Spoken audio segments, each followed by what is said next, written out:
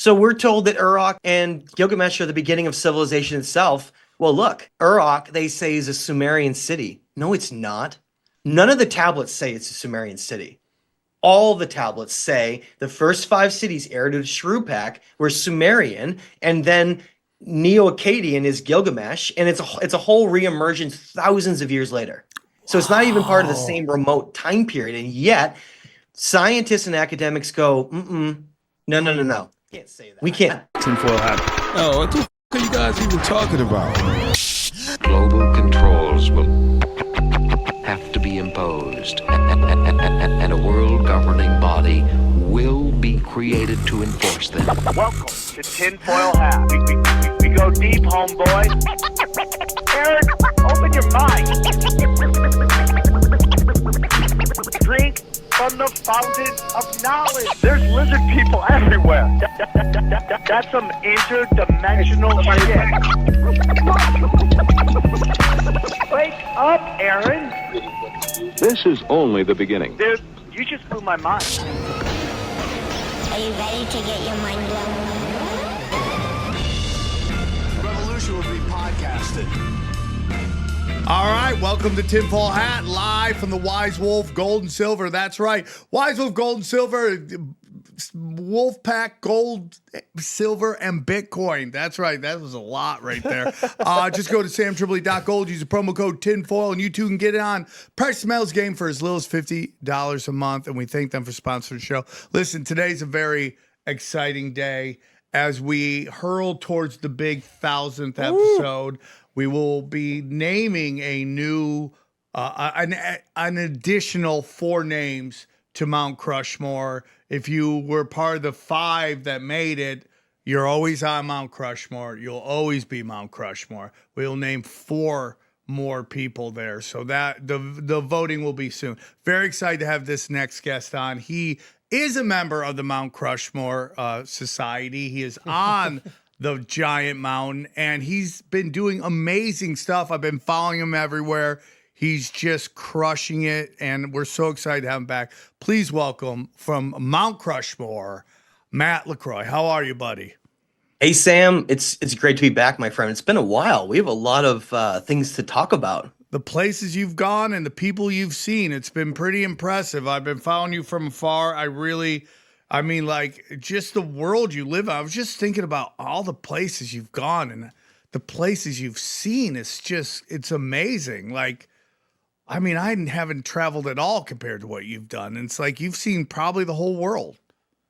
Well, I hadn't when we did our last show. That's what's so wild is that 3 years ago, right, or 3.5 years ago, we did our last one, and I had not done that much traveling before that. From that moment on to now has been a whirlwind. I mean, honestly, the last 2 years in particular has been the most exciting of my life. I've been to Turkey, especially the eastern part of Turkey. I focus on the Van region 5 times. Cambodia, Peru multiple times, Bolivia, and some other parts of the world as well. And, like the Philippines and others, and Vietnam. But now we have a huge expedition planned right now for early June for Egypt because of this discovery. And we're going to be finishing the documentary. This documentary I've been filming all around the world. 6 countries. We're finishing with number 7 in Egypt. And so we had to actually delay the whole documentary because we need to finish this monumental filming of the Sphinx Temple and some of the areas in like the Valley Temple around that region for this grand finale of everything that we explored around the world at that point, everything that we were searching for, following these breadcrumbs, these clues. And we finally, it culminated into this incredible discovery on Giza in Egypt. So yeah, it's been an amazing journey. I'm looking forward to going down that rabbit hole with you, my friend. So real quick, a couple things. Very interesting. You said the Van region of Turkey. I am Armenian. My family is from that area. My aunt told me it was the village of Van, but it sounds like it's a region. Well, it used to be a village. Yes, that's where I'm from. That's very that's crazy wild. Literally, That you, All yeah. these discoveries are there. Yeah, that's the focus of all of this is the Vaughn, and that used to be ancient Armenia Yes. before it was taken over. So, Sam, you might have like the ancient blood of these this lost Hell civilization. yeah, dude. Don't Hell tell him that. yeah. Look at that. So, Matt, I also want to say something to you that you have a very special place in my heart. You know, Thank not you. only did you make like Mount Crushmore, which is great, you know, all the guests, I love all the guests, but you were a part of this kind of spiritual awakening for me. It was like Oh. you and this other guest, and we need to get her back on, Von Galt, who was a Buddhist author. And it really enlightened my eye. It really was an awakening for me because we kind of had you guys back to back. I think you were first and then her. And it was very interesting because you were coming from a more, I want to say, scientific, you know, archaeology point of view about breaking this stuff down. And then she came from more of a spiritual side with Buddhism and all that stuff. And like you guys were saying the same thing. And I remember going, wow, that's just like what Matt said, or, you know, or if it was the other way around. But really opened my eyes on my spiritual journey to where I am now, dead on the inside. No, but the point is that I have a whole different view of the world since kind of your guys came on the show. So I just wanted to let you know that. Wow. And Thank you, Sam. That's an honor, my friend. I mean, it was a big awakening. The show's done a lot for me, and that was a big moment in the show. So Matt, before we get into that, I just kind of like to let the guests kind of plug anything they want to plug, meaning where you want them to come see you, whether it's your Instagram, your YouTube. So where would you like our listeners to be able to come and check out all the wonderful stuff you're working on?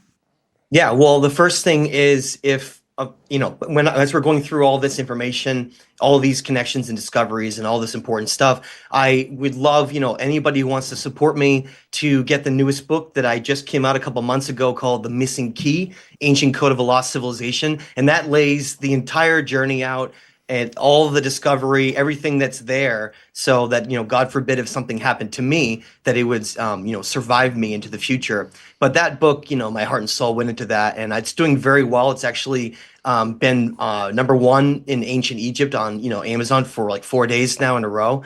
And the other thing I just want to say for anybody who's interested is when we're looking at all this ancient Vaughn stuff in particular, the Vaughn region to me is the heart of a lot of this, that then it's like a central node that connects everything else around the world as like an origin point.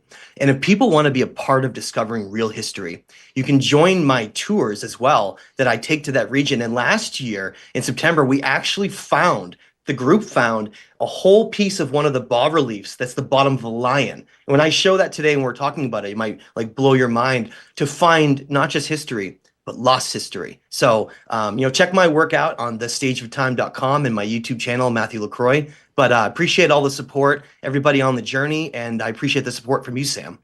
Wow, so you do tours of the area, That's huh? pretty badass. You should join and come. Why don't you come on my Well, tours? I mean, it is where I am from. It's very Go back to crazy home. that you told me that, man. You kind of have to do that. I kind of have to do that, man. You know what you should do, Sam? You should make some content while you're there, and you can actually go back and have like this whole back to my homeland, ancient awakening, Sam kind of like journey thing. Maybe I'll see if my brother wants to go with me or any of my cousins. Write it off on your taxes too if you do it Yeah, that way. for sure. We're dude. getting a new Sam when he comes back. Yeah. I'm very interested in that. How often do you do it? It's third week of June, and then there's also a third week of September as well. Been talking about taking a break around Yeah, that yeah, time. yeah. I'll probably be in September After then. the 1,000 then? Yeah, we'll figure it out, man. I might be very interested in that. I would love you to join. It's quite an experience. So, and the world doesn't even know about the Vaughn region. It's kind of like the Wild West of archaeology, where there's no fences, there's nothing enclosure, and you can really find things. And obviously, you can't take them. But when we found that bas-relief, this is important to add this in case anybody was trying to think that we were doing anything bad.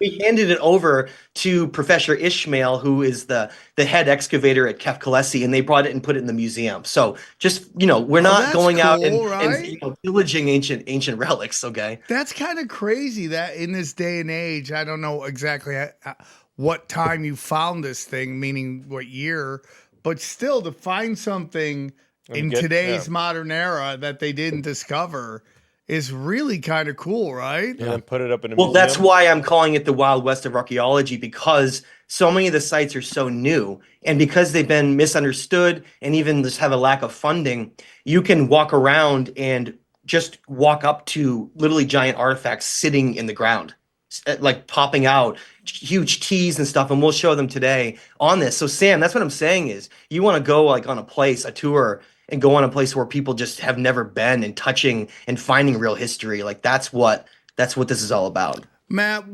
are you getting any resistance from the archaeology community? Because we've had people come in talking about, new timelines, new discoveries, and how the old guard is really like not happy with any of these discoveries because it changes their data.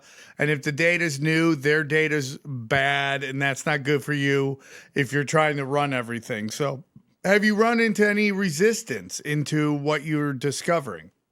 So it's been really interesting. I have to say, I don't take this stance of, putting the middle finger up towards academia. You can't do that. In the end of the day, if we're fighting against each other, what kind of progress are we really making? And so when I have gone into this, I have showed a lot of deep respect for the head excavators and other archaeologists that work at each of these sites in Vaughan, like Ionis, Shabus Tepe, Kef Kalesi, and others. And I've met with each of them. I've really gotten to know them over years, spend time, going to dinner and lunches and going to sites and working with them and developing those relationships. And here, in the end of the day, you have to respect the fact that they're part of an organization, an institution that has challenges related around exploring new avenues of science, let's say. I don't fault them all for what they're stuck in. It's like they're stuck between a rock and a hard place in this ivory tower of archaeology. And so when I go into this, I like to bring attention to the sites, bring interest and increase funding, and explore this in a respectful way of it being a different chapter than they're acknowledging, and that's okay, but still respecting their work at the same time. And I have been invited very generously to be a part of those excavation teams. So this year, Sam, and in the coming years, I will be actually on these sites working with them excavating, because in the end of the day, shouldn't we all just work together? Yeah, I always believe that. Unfortunately, ego sometimes get in the way, but everything comes out in the wash eventually. So let's get into your amazing discovery of a key connection. So let's start there. I'm excited to hear about what you've learned, and I'm very excited you went to the Vaughan region. I mean, this has kind of got me giddy.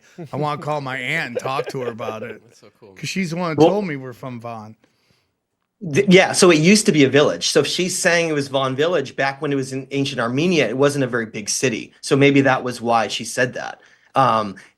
Vaughan has a very special place in my heart. It's where I believe so much of the origins of what I'm going to be laying out is what I believe is a lost golden age of our entire civilization, of our chapter. And I believe it started there.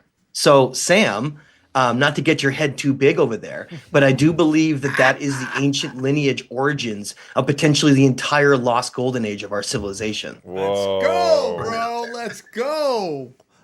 Golden Age Tripoli. That's awesome. So, having said that, let's get into this. So the way this started is, and I will share, and we can go down a little bit of this. And I don't want this to be just a full presentation only, but let's have a lot of good dialogue. And I want to share some of these complexities because they are not just simple to understand. So here's the first thing I want people to see. And Sam, I mean, you've seen some of this as well. It's amazing when we're told that the story of human history is that nothing existed in a civilization kind of way before around 6,000 years ago, right? We were primitive hunter-gatherers, Yes. like fire, and that's how our story is defined.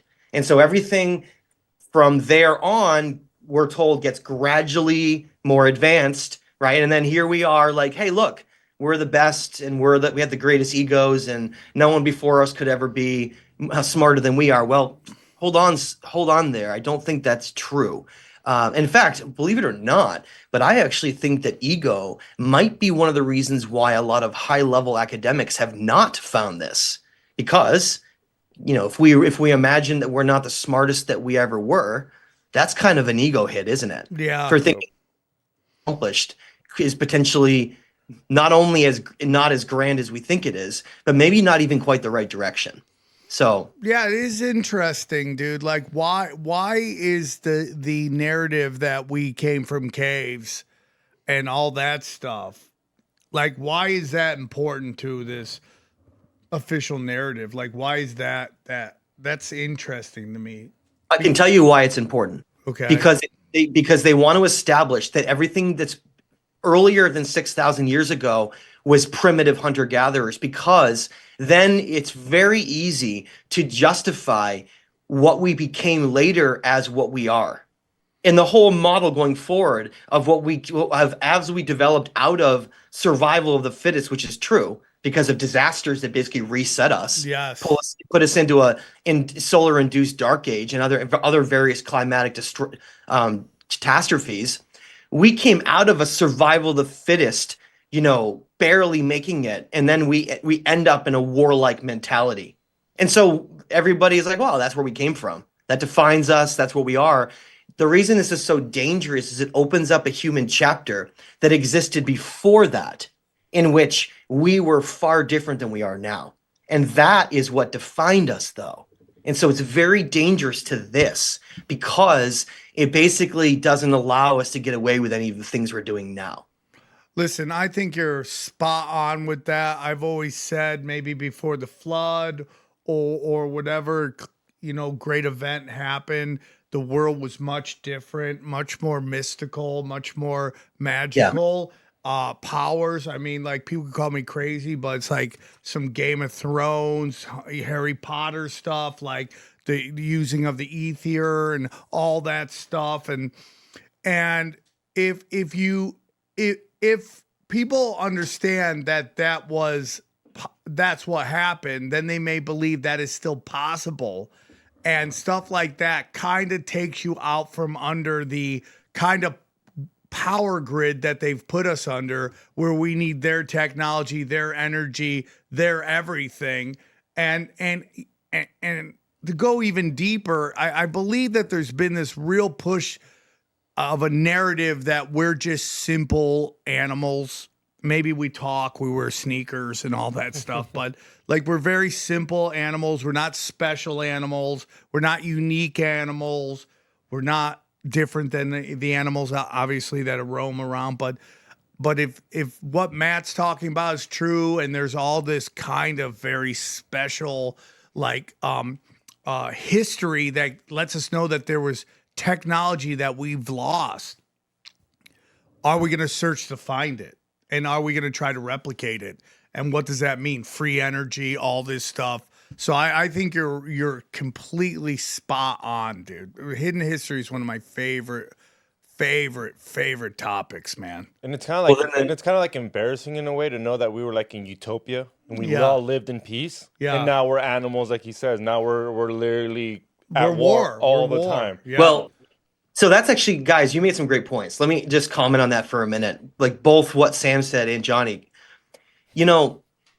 Thank you. There's this idea of a hero's journey that everything in the universe follows like cycles, it's circles. It just comes back and circles back and forth, right? And that the idea is that everything goes from this place of purity to entropy, like destruction and darkness, and then returns itself back to the light and back to origin. And it has this like cyclical rotation to it, right? So what you just said is that it's how embarrassing, or how whatever phrase you want to use for what we once were, that we have fallen down to what looks like a completely inverted version of what we used to be. And I'm going to be laying out evidence that show and really prove that that's true. And that so many people talk about the idea that there's no such thing as world peace or creating a utopia or creating a world free of all the things that are problematic. And I don't agree with that. I think we just didn't have the right blueprint. And that is exactly what we're about to bring back. And everything that Sam said, I think, is accurate.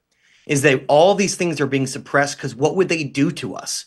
What would they do if we realized that consciousness wasn't localized to the body, and that this is just a vessel, and that we're eternal beings that literally have incarnation, that live lives of what purpose? What are they achieving? What did the ancients understand about our purpose, our path, what we're a part of, who we are? Well, we're about to answer those very questions, or at least attempt to, guys.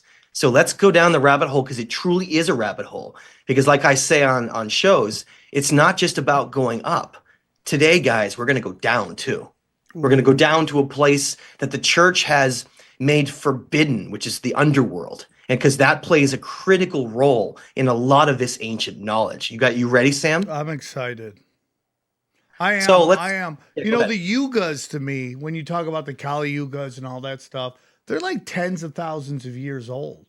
Like how does anybody know what is happening then if we've only been around since what do they want us to Right. believe? They're mapping 10,000? out something. What are they mapping out? If they weren't around, why would they map it out? Yeah, that's my total belief. And obviously I'm a believer in Christ. I think Christ was a very unique individual sent down to kind of tell us how to manage this energy field we live in. You know, but you know, when you talk and listen, and again, this is not I'm not pushing against any of the listeners' beliefs. I respect everybody's beliefs. Whatever makes you a good person that treats people with love and respect, I'm totally cool with. We've had Muslims on, we've had Hindus on, we've had Buddhists on, we've had everybody on. Everybody is respected. I'm not going to tell anybody how to live their life. I'm very much, it's Jesus, and everything else to me, it has a lot of control in it. Like how to control us, how to get us to do certain things that certain people can manipulate us in. So what you're talking about really resonates with me right now. Well, and just remember, perhaps there's a little bit of truth in all of that, and that's not what it originally was. That was what it was turned into. So we should keep in mind that a theme here, ongoing, is something that begins in purity. Remember what I said? Teachings, knowledge, whatever it is, and then it ends up being distorted and inverted to its opposite before eventually returning to the truth. That is a theme that we're going to explore all throughout this. And do you feel that we are returning to the truth? That's exactly where we are getting right now. That's why all this is emerging, and that's why it looks like darkness and destruction out there in the world, but it's really just the growing pains of a child growing up into an adult, which is what I think humanity is looking at the fact that we are growing up into something that we have not been for a long time. Yes, and I that agree. takes a lot of growing pains. I agree, dude. You Right? know, It's like, not to go too deep off off this subject, but I just feel like this war that's happening in the Strait of Hormuz is enlightening that there's a lot of paper tigers out there, and what we've been sold on isn't working. What these people, these small group of elite people, which is probably a couple thousand people in a world of billions, who knows what that number is, but you know, they're not as powerful as they want us to believe they are. And there's more of us than there are them. And we're starting to wake up to that. and imagine, try to think of it this way, guys, like what you were saying, Sam. It's all about ages. You brought up Kelly, you brought up Yuga ages, Yeah. cycles. But let's talk about zodiac ages. Remember, so you brought up Christ. Yeah. 2,000 years ago is the beginning of Pisces. Every age is 2,100 years. So Pisces was the last 2,100 years. Look at how horrible Pisces has been. Yeah. Okay. Pisces has been the most destructive time period basically in all of human history. Now, but think about it for a moment. We're entering into Aquarius right now. This isn't like some woo-woo energy joke. This is real. The ancient civilization that we're about to go over and show, they were obsessed with tracking cycles. They understood that cycles define everything, and that because the Earth has a wobble, because of what's known as the precession of the equinoxes, it faces different star constellations every 2,100 years. Very important to understand. We're coming out of Pisces and moving into the time of Aquarius. Now, we're in that energy exchange right in between both. It's always super messy. Always super messy. And look at what's happening. We're going to have to just, I think it's important we talk about this right now because it's is on most people's minds. We'll get into the ancient stuff in a second. What's happening right now? You're seeing war being created in these places that they've had as like an extra hidden ace in their back pocket, as at the very end of a cycle where war is not acknowledged, not wanted by the world. It's rejected. Everybody has moved on consciously into this different place, right? And yet that same war mentality is propelled and pushed. Why? Because that's the old energy that refused to want to budge. Yes. It refuses to want to budge into the new age. So it creates these events. They flare up, they die because they have no support. Why? Because we're conscious co-creators. So when people don't support them any longer, there's no energy behind it. They just die out. So notice they just keep flaring up in the same places because there's no other play cards left. They're done. They're out of their hands over. Okay, so this is all they have left. I totally agree. So they're trying to play their last hand, trying to see if they can get the world to go into this place again, and the world is rejecting it again, yet again, and it's going to eventually fizzle out. And I'm actually of the impression that this could be the last war ever in history. Because consciously, humanity is moving so far in the other direction that once this breaks with the old energy, that old energy will never come back again. And we're in that transition right now. It's like a kid having a tantrum because he's upset that he can't have the same things he used to when he was a child. Because when a child goes into an adult, they go through those growing pains, right? I think that's exactly where we are right now. And I do agree with you that there are elites that are trying to maintain that control of a war narrative. Why? Because 70 or 80% of the GDP of the United States goes into war. Yes. What happens when war isn't justified anymore? Yeah. And that is where you get a whole new world birth out of that, was when there is no justification for war. And guess what? It was like a chess match that was just being played by a bunch of people at the top. It wasn't even real. Guys, the world is burning. They're trying to destroy the dollar. And if you want to solidify your money, you got to get into precious metals. And there's no better place than Wolfpack Gold, Silver, and Bitcoin. That's right, Wolfpack Gold. Let me tell you about Wolfpack Gold. If you're paying attention, you know that de-dollarization is real. Fiat is fake, and you don't want to be left holding the bag when the dollar collapses. Gold and silver has been money through all of recorded history and are an excellent way to protect yourself from inflation and geopolitical turmoil. That's why I trust my friends at Wise Wolf Gold and Silver for all things precious metal. Veteran owned and an A+ rating by the Better Business Bureau. No transaction is too big or too small, and you can even roll over your 401k or IRA into physical gold and silver. And if you think you can't afford precious metals, think again. With the Wolfpack monthly membership program, you can get gold and silver delivered directly to your door for as little as $50 a month. Wise Wolf Gold and Silver also deals in and accepts Bitcoin. So go to samtripoli.gold, promo code TINFOIL at checkout to receive free constitutional silver. And remember, in the world of bulls and bears, be the wolf. Guys, everybody's life is getting crazy, man. We're working harder and working more, and that's why it's hard to get a good meal in. And that's where our good friends at Home Chef come in. They are the best meal kit company out there. Let me tell you about Home Chef. Home Chef has been my go-to cozy home-cooked meals without the hassle, from easy oven-ready meals to hearty, satisfying recipes that make winter dinner feel effortless. Home Chef makes cooking simple, fresh food delivered, easy recipes to follow, and meals that actually taste great. And people really love it. Home Chef is rated #1 by users of other meal kits for quality, convenience, value, taste, and recipe ease. They've worked with chefs like Gordon Ramsay, love Gordon Ramsay. Now they're partnering with Giada De Laurentiis, bringing restaurant quality recipes straight to your kitchen. You'll find these chef-inspired recipes across Home Chef's culinary collection. They've got classic meal kits and express options, each designed to help you feel confident in your kitchen. Whatever kind of day you're having, Home Chef has you covered. They've got classic recipes with fresh ingredients. They've got 30-minute meals, oven-ready trays, and even quick microwave lunches. There's even a dedicated family menu for easy 4 to 6 serving dinners. And it's not one size fits all. Home Chef has over 30 meal options each week with choices for different diets and tastes. Plus, it's affordable. Home Chef customers save an average of $86 per month on groceries.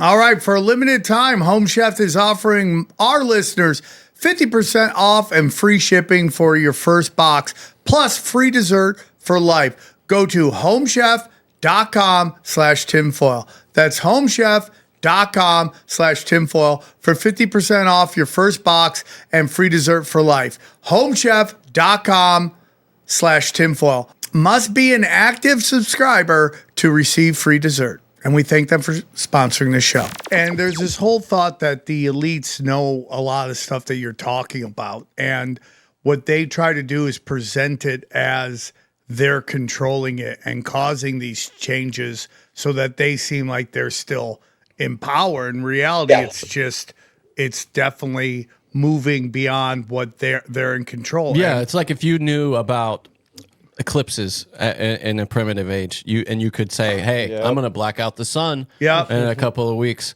Get ready for that." And then primitive people have no knowledge of the way those things work. Would be 100%. That's it. That's really quite a good point. I think that's what's happening right now. And it's very janky, and they're literally pulling out every single psyop they can at one time.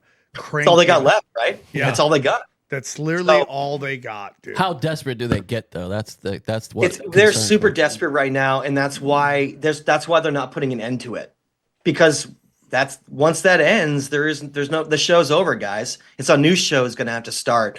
So when people are in my ear, don't you see all this bad stuff going around the world? I'm like, no, not really. Number one, most of the world is actually really peaceful. That's just the media creating that illusion. You're so right.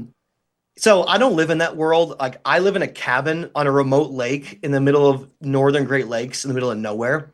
I don't live in that world, guys. I live in a reality that's not based on those things any longer. So I've already agree with you, dude. Moved way past that. I'm obviously very aware of it, but I don't give it any energy. And that's the thing I want to say one more thing before we jump into this. It's important to understand that conspiracies and dark things exist, but remember this. Do not focus on them forever, because you're just giving them energy. Find solutions and focus your energy on those things, okay? Yeah, I completely and utterly agree with you. And, I think Twitter is both the greatest thing right now and the most destructive thing right now, because it has changed our national dialogue to a point that many other foreign countries are very upset with it, because it's allowed dialogue to happen that has been very censored for a very long time. It has taken the control of data from the elites to people like Matt, to this show, where we're all exchanging these ideas that we've learned. And it's also changed national dialogue on race, on gender, on religion, on almost every facet of our life. We are now way more open to talking about ideas that were very taboo only 5 to 10 years ago, totally different. And it seems very janky right now. I'm at the Comedy Store. Most of the people there are progressives. I love them. This is nothing negative against them, but you can sense they're upset with what is being talked about, especially at the mothership. They all come back and they all complain about what is being said on stage. And instead of understanding that this is a movement to the freest speech we've seen in forever, what they're acknowledging is that they've lost a culture war, and they're very upset with it, because they like to play within the rules that have been put on them, and because that's how they were going to move forward in their careers. And now it's the most open. And even though you might like certain words because you think they're mean, but for me and what I do on stage, and we'll get back to what Matt wants to talk about, but for me, what I talk about on stage is this: I have this desire to burn down everything that divides us. And that's literally what I'm doing. And they get very upset because they think it's blunt force trauma, when in reality, it's look, we can talk about these things, we could say these things, and the walls aren't burning. There's not blood coming down the wall. It's not a haunted house of sadness. It's really just what it was up until maybe the 90s, where we had a lot more open dialogue. If you watch Tough Crowd, stuff like that, the way everyone talked to each other, it was way more freeing. And now you've had these weird rules put on each other. And the point of this long rant I'm going on is that we're getting to a point where these things that divide us for a very long time are starting to slowly slip away. I mean, perfect example. What did Kanye West just do? He sold out the SoFi. Do you think they wanted him to sell out the SoFi after the shit he said? Yeah. But no, the culture wants it. The people want to buy tickets. They're selling. There's a market for it, and there's nothing you can do about it. He said what he said, and he sold the tickets. Yeah, and Europe is just gonna keep trying to control that, and it's just people are waking up over there as well. So I completely agree with you that we're entering this new kind of era in which these rules have been put on us by the elites to keep the elites at the top and keep us fighting with each other is slowly fading away. And and and it might be weird, Matt, but some of the stuff that you're discovering could also have a very much a connection to all these missing scientists that are just disappearing and showing up dead, unfortunately. But what are they discovering? And what is that discovery and how it could connect to things that Matt is discovering now from ancient time, a long time ago, that maybe plasma or whatever, their free energy and all that stuff that they were thriving with, that was just really controlled and pushed away because they couldn't profit from it and they couldn't control us with it. Now it's starting to come to light. So I think I like what Matt's saying. I don't think it's getting worse. I think it's getting better. And when Matt's like, I'm in a cabin in the middle of nowhere, I don't sense any of this stuff. That's totally what I'm saying, dude. I like, get off the internet, touch grass. I don't even have a TV, so yeah. I so want to get to where you are. I'm telling you, it's closer than ever. Where I'm just like, I'm almost ready to take off Twitter off my phone just because I'm tired of the engaging and fighting windmills like Don Quixote, not really doing anything or changing anything. Just kind of putting out energy that just kind of zaps my spirituality. So yeah, I'm really with you on all this. Sounds like you're focusing your energy in the wrong areas sometimes. Yeah, maybe for sure, focus in other areas. for sure, 100%. Well, so like you guys were saying, we're in a time of awakening of new ideas being discussed, right? Isn't that whole idea of when you go to a party? Let's say you go to not a cool party though. You go to a party and everybody's talking about like sports and day-to-day stuff, right? And you're like, how come no one's talking about ancient civilizations or catastrophes from the sun or all these things? And because they're off limits topics that you just brought up. People couldn't even talk about that, or people would roll their eyes and glaze over. But now we're in a time where people want to talk about this stuff now, because we're at that edge where we're transitioning from the old story, the old narrative, into a new narrative. And that new narrative is very different than the old narrative that we were taught. And that's where we're going to start today. Look, we've actually spent quite a bit of time already talking, so I will have to speed up a lot of this so we can get into some of these discoveries. Okay. Let's go for it. Okay, so I'm going to go through some of these a little quicker, and then others will take a little bit more time. But look, there is a mystery around the world that has not been acknowledged by any archaeologist, any mainstream, most mainstream scientists have not talked about this, acknowledged it. It's that there is a hidden signature around the world of a chapter of human history in which they built monumental, incredible things, and the cultures that came later built around them, and then they were given credit for their designs. And now that's the first thing that we're going to take down today, is that we're going to take down this existing narrative that's antiquated and outdated. We're going to just wreck it, and we're going to start over again and put in this whole chapter that needs to exist. And then we can fill in the other one as we go with some of the other pieces that need to be moved around. But this is the first thing, is that when I was going to Von region, which is in the center of the screen, that's Ionis, okay, right here, is that I was seeing the same stonework as in Peru, 6,000 miles away. And it was like identical, with the same bulging, the knobs, the same fitting, even the same stonework often, or the actual same stone type, I should say, like diorites and granites and basalts and andesites. They're being repeated all around the world. So there was something going on that I'm not the first person to explore. People like Graham Hancock and others have explored this idea of a lost chapter, right? Well, we're going to go way further than even that, okay? Now, I already laid this out. Sam and I were talking about this is the existing timeline that is you're taught bar none in school. And you can't teach anything else, because that is what's called the Rockefeller education system. And this is what was established centuries, well, at least the core parts of it have been around for a long time. And this is what you're taught, is that everything before the last ice age is primitive hunter-gatherer Neolithic groups. And yet what we're showing is no, that's not true. There was actually an entire chapter before this. And not only this, guys, but wrap your head around this, Sam, is that chapter may have existed longer than our current chapter is now, which like blows your mind to even think about. Let me ask you something. Do you think that the caveman, as it was told to us, existed at all? Yeah, actually, we're finding evidence that one of the events that I'm discussing as like the original flood, as putting it in a timeline with an event that's already been acknowledged by scientists called the Adams event. Neolithic Neanderthals went extinct during that event.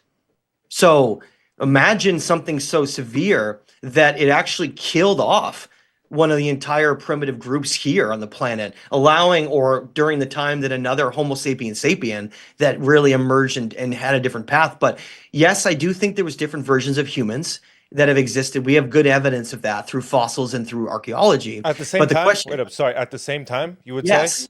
Yes, and it's actually not that different than now. Again, if you look at in the Amazon or islands that are really remote out in the Indian Ocean, there are still tribes that exist today without any technology, right? So what's the difference? There isn't one. They probably just had more of an extreme then, but it still existed. So your belief is that there was caveman, but there was also advanced civilizations at the same time. Yes. Wow. Yes. I never even thought about that. Yeah, Which is why it's so confusing. Which is why they're because they're like, oh, look at all this cave art and evidence during this time period. They're highlighting that while ignoring the evidence of the lost advanced civilization. Yeah, there's this tendency, right, to think of the planet as, you remember on Star Trek how they would land on the planet and the whole planet just looked exactly the same, you know? Like they land on the red planet with the lizards, you know, and everything there was red. There's a tendency, I think, when people review history to think of like, yeah, everything is one thing. This is how people were on Earth at that time, and this is what technology they had. Wow, that's very interesting. Well, because it wasn't groups all fighting, it was actually more like a global civilization. They didn't have any of the mindsets that we do. They thought of themselves more like Earthlings, like humanity. They didn't have any of the feelings of division, or because we see all of their models for how they lived and how they existed. We're about to go into, and they didn't have any of those things that we see today. They didn't. It's like New York City and the Appalachians, and that's nothing saying that the Appalachians aren't civilized in any way, but it's like they tend to live more off the land, you know, and be more like, you know, working with the fields and all that stuff. And then New York City, there are these giant buildings and everything's technology. Huge contrast. Yeah, for sure. Yeah, for sure. Yeah. No disrespect to the Appalachians. I could live there. They're coming for you. I like. Well, if anything, we should get back more to the Appalachian mindset. That's what this civilization was more like. So, this is the timeline. We're gonna break this timeline today. We're gonna really break this open and get into some new areas. Now, that's why people say I build up too much and don't get to the point often, because we have to understand context. Context matters more than anything else here. We've now defined ourselves with everything we've done on ancient war empires. That is what's defined us now. And so we do all these bad things and we say, well, we were always like this. No, we weren't. And that's why what we're about to go into is so important to lay out and to uncover. Now, all of these original stories that we had talked about that blew Sam's mind go all the way back to ancient Mesopotamia. Okay, it goes back to this individual known as Ziusudra, the original Noah figure later on in Christianity. But he was a real individual, and he's talked about throughout the ancient tablets, which are the oldest stories ever recorded, because paper only lasts 500 to 1,000 years. And this is the part I want to get into, and we're going to have to speed through some of this, guys. Okay. Well, just so to the listeners, you've shown us some what would be called Sumerian tablets almost. I don't know if those are but they're like that. Mesopotamian cuneiform tablets. So cuneiform is a wedge style of writing. It's the oldest form of writing on Earth. And there have been thousands of tablets that have emerged from ancient libraries from Sippar to Nineveh in modern-day Iraq, hence Iraq war, think about, and stealing of antiquities in the museum, not to trigger Sam over there. But so you got to imagine this is the origin ancient land where there were a lot of secrets and important things. And so these tablets chronicle the earliest stories we have. And it's what I use for a lot of my work and creating a new timeline, putting this story together and trying to understand how do we get from point A to the golden age?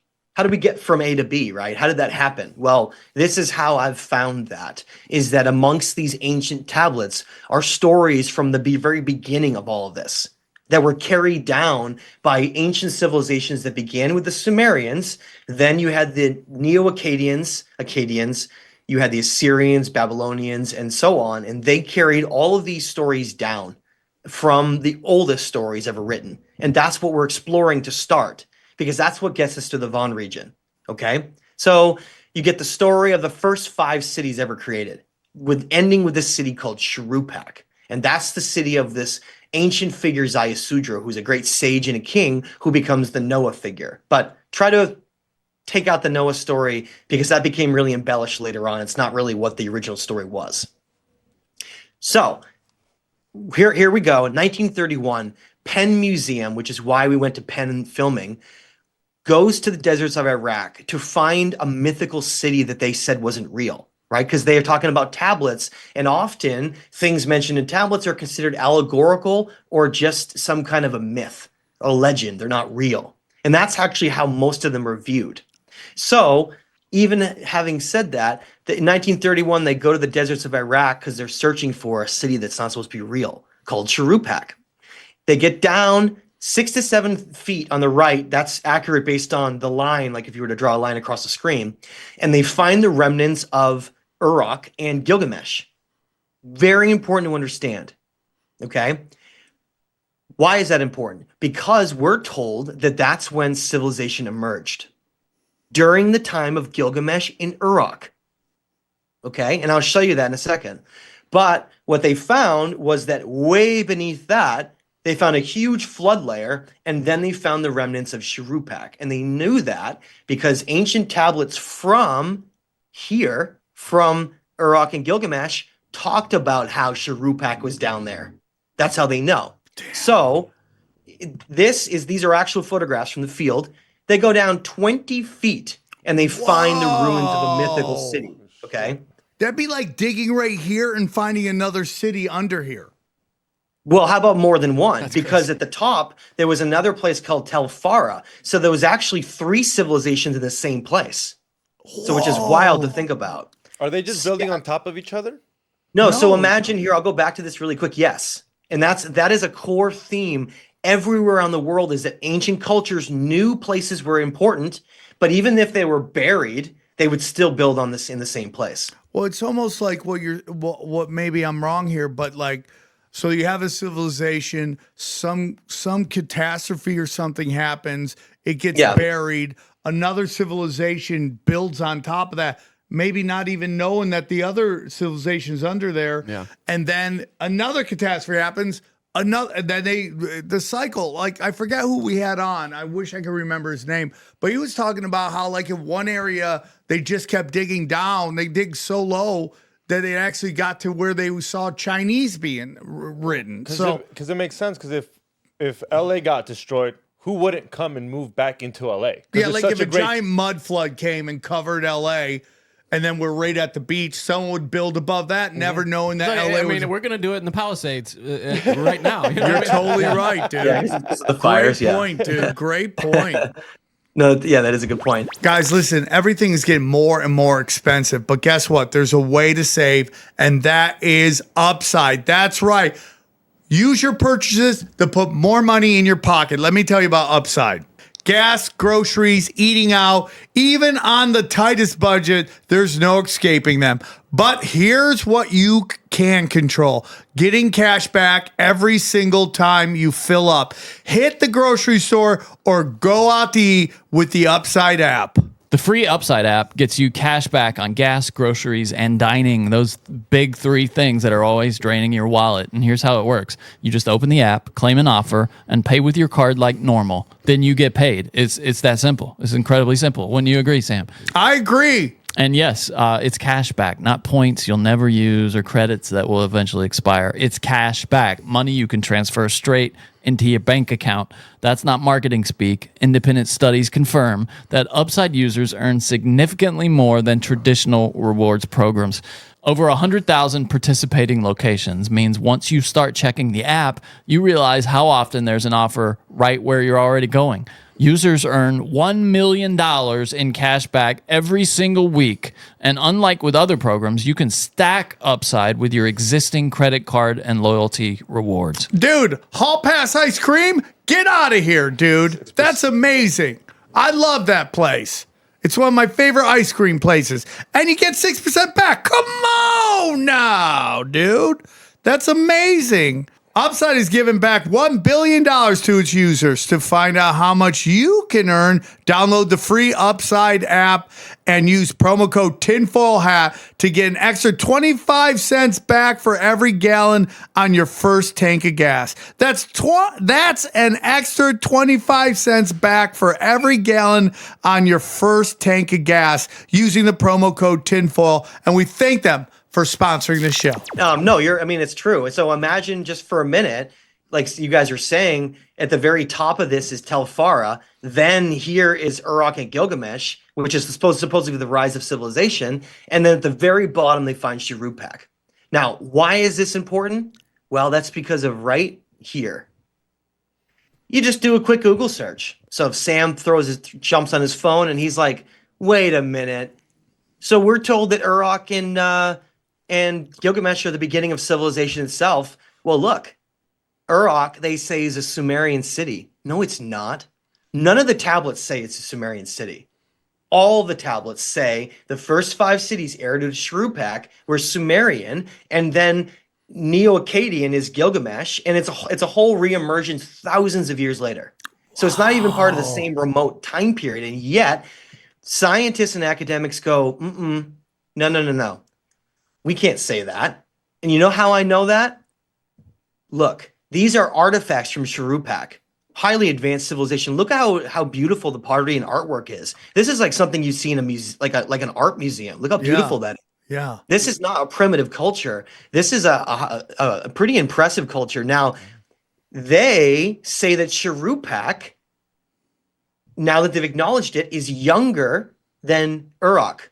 The whole thing is backwards. Wait, it's all what? messed up. Whoa, No really? joke. Yes. That's why when I go to this and I say, try to find, Uruk, and they say it's a Sumerian city, they're trying to convince us that this is Sumerians and that down here it doesn't exist. So if But you're this is looking at actually- home, he has a great picture where it's it looks at the excavation, and it says 6 feet. It's a Uruk, right? And then you go, and then another like 14 feet down from that 6 feet is Shuruppak. And what they're trying to tell us is Shuruppak is younger than Uruk, which is impossible because Shuruppak is way below Uruk. Do they even contend with this? And get this, what do they say? They're trying to tell us that it's over 1,000 years younger. That's crazy. It's so crazy. How do they contend with this? I mean, this image, like what if you show? Well, let me tell you what happened. Well, there's a whole story behind it. Penn Museum in the Pennsylvania, United States, they're leading this whole excavation. It's a group of American and German archaeologists. Well, when they find Shuruppak, they start arguing. We know that because in the Penn archive when we went to film the documentary, that's the first place we went. We started in the Ancient Archive Museum. So cool. It's like one of the coolest libraries you've ever seen. It's like ancient itself. Anyway, all the records are there, the ones you can't see online, because the ones online are only like a brief piece of it. So I went and we found the original records. The German and American teams are arguing over what they call stratum layer 1, 2, and 3 and where they belong. because of the contradiction of what I'm calling the Shuruppak paradox, which is that it's found over 6 feet, 6 to 7 feet below Uruk, and yet they're arguing that it's younger than Uruk. And Yeah, so that's crazy. Clearly you have this headbutting of, oh, we have an old story that's been a timeline that's been maintained for so long. Oops, we found something that completely disproves it. That's why I'm talking all about this paper, because it was the first archaeological paper I'd ever stumbled upon that found evidence of a lost civilization and then tried to backtrack. Now, Matt, who do you think was arguing? Was it the Germans or the Americans that were kind of trying to flip the timeline? I don't think I should answer that because I don't want to pit them against each other. You can find out in the documentary when it comes like out. Americans. But it was really interesting to see that that each paper was actually written differently based on the stratum levels. They're like, wait, this is here. Oh no, this is here. And so I will end by saying on this, for this part, before we move on, I'll say this. At the end of the whole paper, and you can read about this online. So anybody listening to this, I have this all in the book, The Missing Key, like the whole thing. Where, the words they said, paraphrases, conclusions. They say, Sam, that it's very interesting that there's a flood layer beneath Uruk, and that the stories of Shuruppak from the tablets coincide with the flood very similarly, but at the end of the day, it's just a play on thought and a fairy tale, and they can't acknowledge the truth behind it. They actually say that. They say that. Imagine that, dude. We can't acknowledge what this tells us. They acknowledge it, but they go as far as they can, and then they have to backtrack because they're not allowed to say that. Wow. So there you have a lost civilization that began it all, Shuruppak. Zaya Sudra, the very beginning of everything that then leads to a journey. Okay, a journey that we're about to go on. You guys ready? I'm excited. Now, last question. Sorry, and it will be a quick. No problem. No, Did keep going. they ever try digging even deeper to see if anything was even below that? I think that they were pretty aware there wasn't, based on how all the records were actually pretty accurate, and they knew that Shuruppak was like the very beginning. And at that point, they had actually already gone way further than they were supposed to, because most of the team left after Uruk because they weren't supposed to find anything underneath it. That's very crazy. Yeah, like 70% of the team left when they reached Uruk because there's not supposed to be anything beneath it. But then like a core of the team stayed. So there's some shenanigans going on there for sure. All right, this is incredible. So this is where it gets really wild, because I was, yeah, I know that's not even anything compared to what we're about to go. Is I had been exploring something without fully realizing what it was. Now, this tablet, which is in the Penn Museum, is called the Death of Gilgamesh, or the Death of Bilgamesh. Bilgamesh is another name for Gilgamesh. So Gilgamesh, remember, right? This is his time period, thousands of years later. So imagine a civilization reemerges in the same area. And he is a king of Uruk itself. The tablets, the Epic of Gilgamesh, the Atrahasis, they talk about this story, especially the Epic of Gilgamesh. So he is a tyrant king of Uruk, and he is obsessed with immortality. So he goes on a journey to find how to find immortality, right? That's where this whole story comes from. Because going back to Shuruppak, you ready? Let's fill the whole story in. The tablets describe how, right here, Shuruppak is the last city of an old world, and Zayasudra is the priest king, and he is warned by the gods, specifically Enki, the snake god of the Anunnaki. He's warned of him, in which the Anunnaki were not supposed to tell any humans. They created a pact, according to the Council of 12, to destroy all humans on Earth and to wipe us out, to reset us. Okay, this is what you can call the first flood, because there's more than one disaster. So in the tablets, both of these have almost the same story, overlaps. Okay, it says almost the same thing, and it states that Gilgamesh goes to find this hero Zayasudra, who's part of the original city of Shuruppak. Now, Shuruppak is the last city before the old world is destroyed by a great flood, right? And so Zayasudra is warned through a reed bed because Enki's not supposed to tell any human. So he tells him through a reed bed, which is really funny, right? Instead of What is a coming reed to bed? him. So reeds, like in a marsh, Okay. reeds. Ancient Mesopotamia was famous. Actually, that's where some of the original names come from, which are like related to reeds and marshes. So this reed bed, this grass bed, weeds, right, next to him, starts talking to him.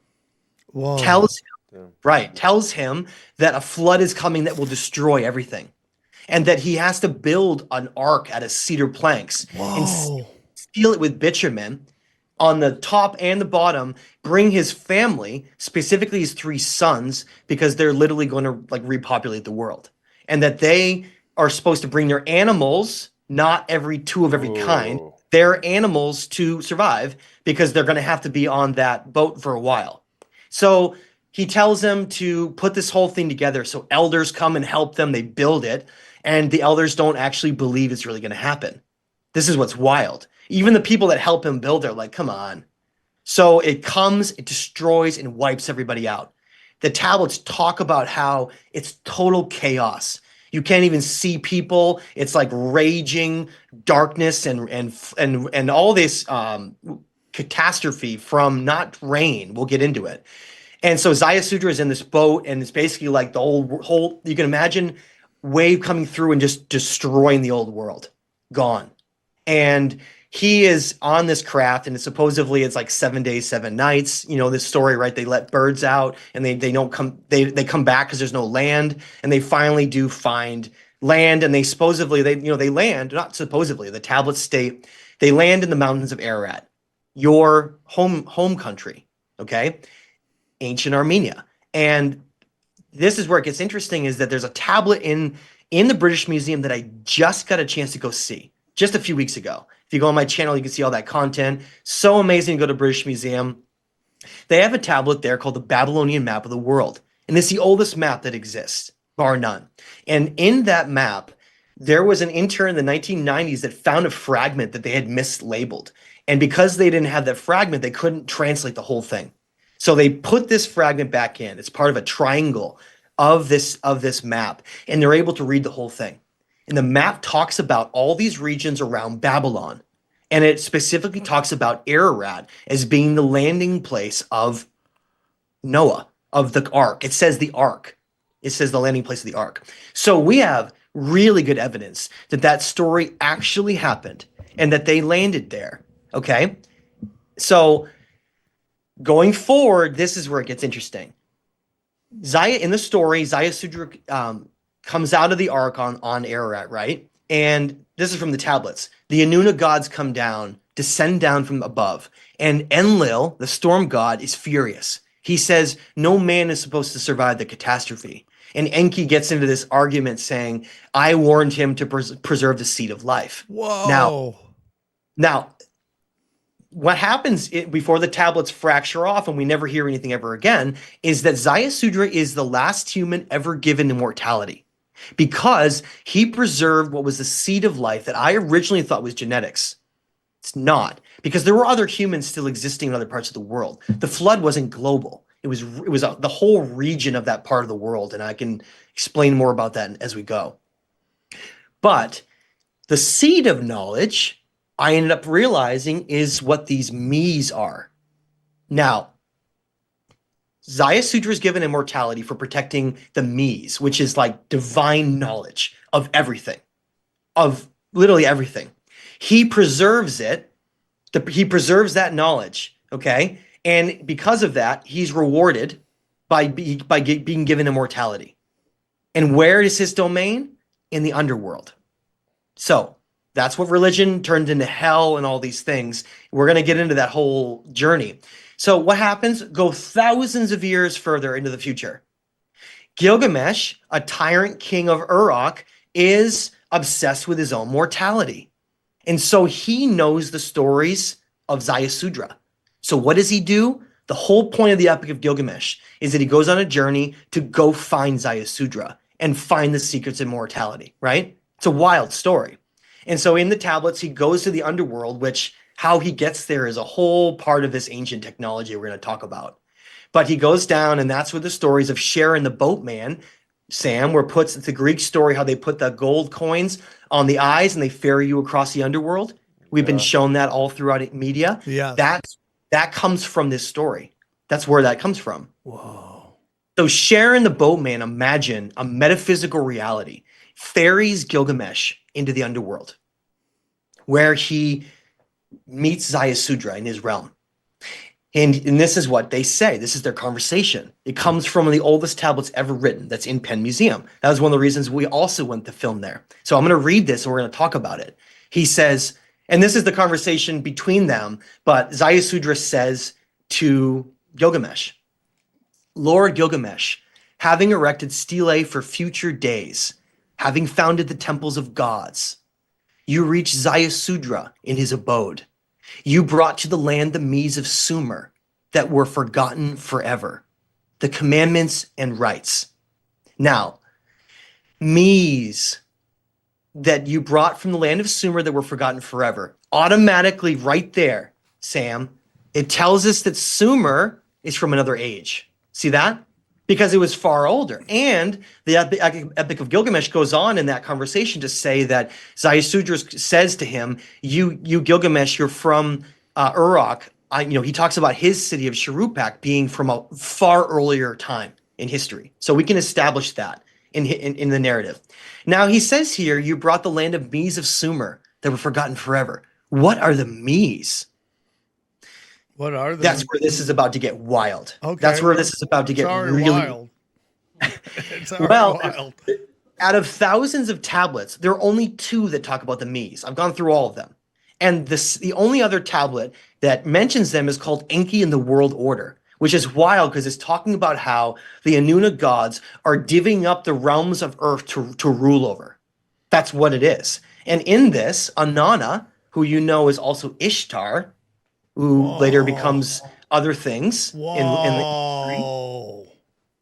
She says that she knows the Mies, the holy laws of heaven and earth. So go back really quick. The person who translated this, his name is an Assyriologist named Samuel Noah Kramer. He was really good at what he does. I am not going to put him down, but I do believe he incorrectly translated this line right here. They're not commandments and rights. He thought that because of kingship in our modern model. They're not commandments and rights. They're divine laws of heaven and earth. Whoa. Now put that together. What does Gilgamesh get when he goes to see Zayasudra? The knowledge of everything. Everything. Now imagine seeing Mesopotamian depictions of handbags and pine cones being passed. What do you think they're passing around the world? Knowledge. Not just knowledge, but the knowledge of all. The most high-level divine knowledge, the knowledge of heaven and earth. Whoa. So what happens? Gilgamesh returns from the underworld. He loses the Mies. And then pieces of that knowledge get fragmented into secret societies and empires who end up using that knowledge in the inverse way, and it's lost to history, really. And then we go down the darkest road in human history. Oh, dude, that's crazy. How do you lose the Mies? Like, what do you do? Imagine it's higher knowledge of everything. Now, imagine you have it, right? You have it with you, and you're saying, "Oh my God, so bad. I need to pass this." But instead of passing it, you retain it and try to use it to find your own immortality and make yourself like a god. Yeah. So he doesn't give it back. He doesn't plant the seed. He doesn't give it to humanity. He keeps it to himself, and then we lose it, and then we go down the darkest road in human history that's ever existed. Oh my! And what is his name again? Sorry, I'm trying to remember. Gilgamesh? Gilgamesh loses the Mies. Because you saw right there, yeah, that you saw that right here that he gets them. See? Right here. Damn you, Gilgamesh. So he gets the Mies. Okay. So this is just like starting the story. We're only just laying the foundation, guys. God. This is just the foundation of everything. So what happens? Look, right? Remember? Zayasudra lands in Ararat. Here's the Babylonian map of the world. Here's those triangles I brought up that show where the land of that is. That ain't Sam's land right here, right? Where Sam was born. Whoa. This is the ancient land. This is where the stories go to. Now, I became very interested in the Vaughan region because of this. I was like, there's got to be more to this story than that, right? And that's what led me on this whole journey. Now, the first place to bring up is called Chavus Tepe. It's right in the Vaughan region. Whoa. Why am I in Chavus Tepe? Because the ancient Armenian genealogy records, that you can see that in the book, it actually states that the bloodlines of Noah, Ziusudra, were continued here. It's right in it. The genealogy, it's right there, and it shows it. And I don't have that graphic, and I apologize. You can see it in the book. But it shows the genealogy timeline as being an extension that continued here in this region. And so I go to Chavus Tepe, who has an ancient king list. And in that ancient king list, it shows that King Haik, also known as Haikabird, another name for the site, was a descendant of Ziusudra. So I know there's something going on here. Do you think Armenians are descendants of Ziusudra? Yes, that's why your patron hero is known as Haik, who is a descendant of Ziusudra. Wow. How many kings were on that list? Do you remember approximately? Was just like, because they say there was a lot of kings back then, or did they live longer? No, you go to so if anybody wants to look this up, look up ancient Armenian genealogies. I don't have it in the slideshow, but I have it in the book, and it shows, it's just their Armenian genealogies. It shows that there's an entire set of lineage that goes to Haik. Now, Sam, you need to go look up Haik, because he's your patron. He's the patron founder of the Armenian nation. Oh my God. So if you go to Armenia, go to Yerevan, which we will be doing on future trips. He's like huge statues of Haik with a big bow and arrow. And that's because of this site. The whole entire story of Haik goes back to this site. Supposedly he was in a battle in which he slayed Bel Marduk, or like an ancient thing, but I think it was more of like an allegorical star thing like Gilgamesh was. But either way, this site is called Haikabird after King Haik, and it's supposedly where his lineage like extended down the line. So I go here, I go in the field, look at this. As I was talking about being the Wild West of archaeology, do you see any fences or anything here at all? Nope. Nothing. This is, you can walk around this hill. This is the tour, by the way. These are people on my tour. You come around the hill and you find these gigantic basalt tees. These weigh 7 tons each. 2,000 pounds each is a ton. So wrap your head around that. There's only one of them in the museum in Vaughan. That's what this is. This is the Vaughan Museum. The rest of these, at least 7 others, are sitting in the ground still. They're just leaving them there? And wait till you see what they are. Holy shit. Wait till you see how divine and important they are to all of this knowledge. And they're just sitting there being ignored. Why? Because this right here, these walls are limestone Urartine walls. They're up there playing with Adobe stuff. They're like playing with Adobe, and they're like, they're finding pottery shards, and they're like, oh my God. I don't mean to diminish archaeology. I shouldn't say it like that. But they're focused on that. And this couldn't even matter. It just gets overgrown by grass. It's like, it's not even part of like the main part of the site that they excavate. So I go there, I'm like, oh my God. Because I'm trained to look at megalithic lost history stuff, giant stonework, precision cuts in hard stone. I know what I'm looking for, and I know what this is. So I know that this right here is not built at the same time as this. And you can touch that, and you can touch that freely, right? But the stuff in the pottery over there, you got to use like a brush and stuff. Everything's super. Isn't that hilarious? And it's like quarantined off. They got fences around the pottery. Dude, that is and the pithos. Yeah. And then this down here is like getting snowed over and just like grown over by grass. It's rather humorous. If you're listening at home, there's 2 pictures on the screen. Matt is in a museum where what we call a T. It's a, how would you describe that, Johnny? Like a T-pillar, like a huge T-pillar. A T-pillar. It's a pillar that has like a top section that makes it look like a T. And he's in one, and one is taken care of and cleaned and looks. And then he sees another one right there in the ground. You can go up there and just touch it. Stomp on it. Yes. And so we go filming, we go here, and I bring the whole team with me, right? With famous geologist Dr. Robert Schock, archaeologist Hans Orheim, and a whole team, Robert Ebert Grant, everybody. So Robert Ebert Grant and Dr. Robert Schock, we're standing here. we pull out our ruler. You ready for this? From here to here, exactly 12 inches. We're talking about the origins of mathematics in the foot. Okay, on these sites, and it's really interesting because it actually even kind of looks like the uppercase Latin letter for pi too, for Greek. So yeah, it does look like pi. That's why I was trying to describe it. It looks also- more like pi than a T. Also, it's like an arrow slit on like a modern or not modern, but much later, a castle like you would see in England or something. yeah, well, a lot of that stuff was incorporated later into history. It's really interesting. So the next site in the core of all of this, imagine Shavuos Tepe is a nodal temple off of a main temple complex, and that would be Ionis. This is where I believe it all began. This is where Zayas Sudra and the knowledge was brought to create something very special. Now, take a look at these stones. These are andesite stones. They're even harder than basalt. Look at these laser cuts. Again, Mohs hardness scale, density and hardness of stone. Diamond is a 10. Mica is like a 1, right? These are like a 7.5. They're one of the hardest stones on earth. How would you be able to carve these? Not only that, but in the back here are the original Knights Templar crosses. I think Sam knows about that. And we've talked a little bit about that. And I don't have a picture right on here. I can pull that up after. But here's Ionis, same thing. Get all these winged guardians, all these incredible things here. And now you see all this guys in the back? You see how it looks like it's like dirt? Yeah. That's the adobe mud brick of the Urartians. The civilization they believe built this.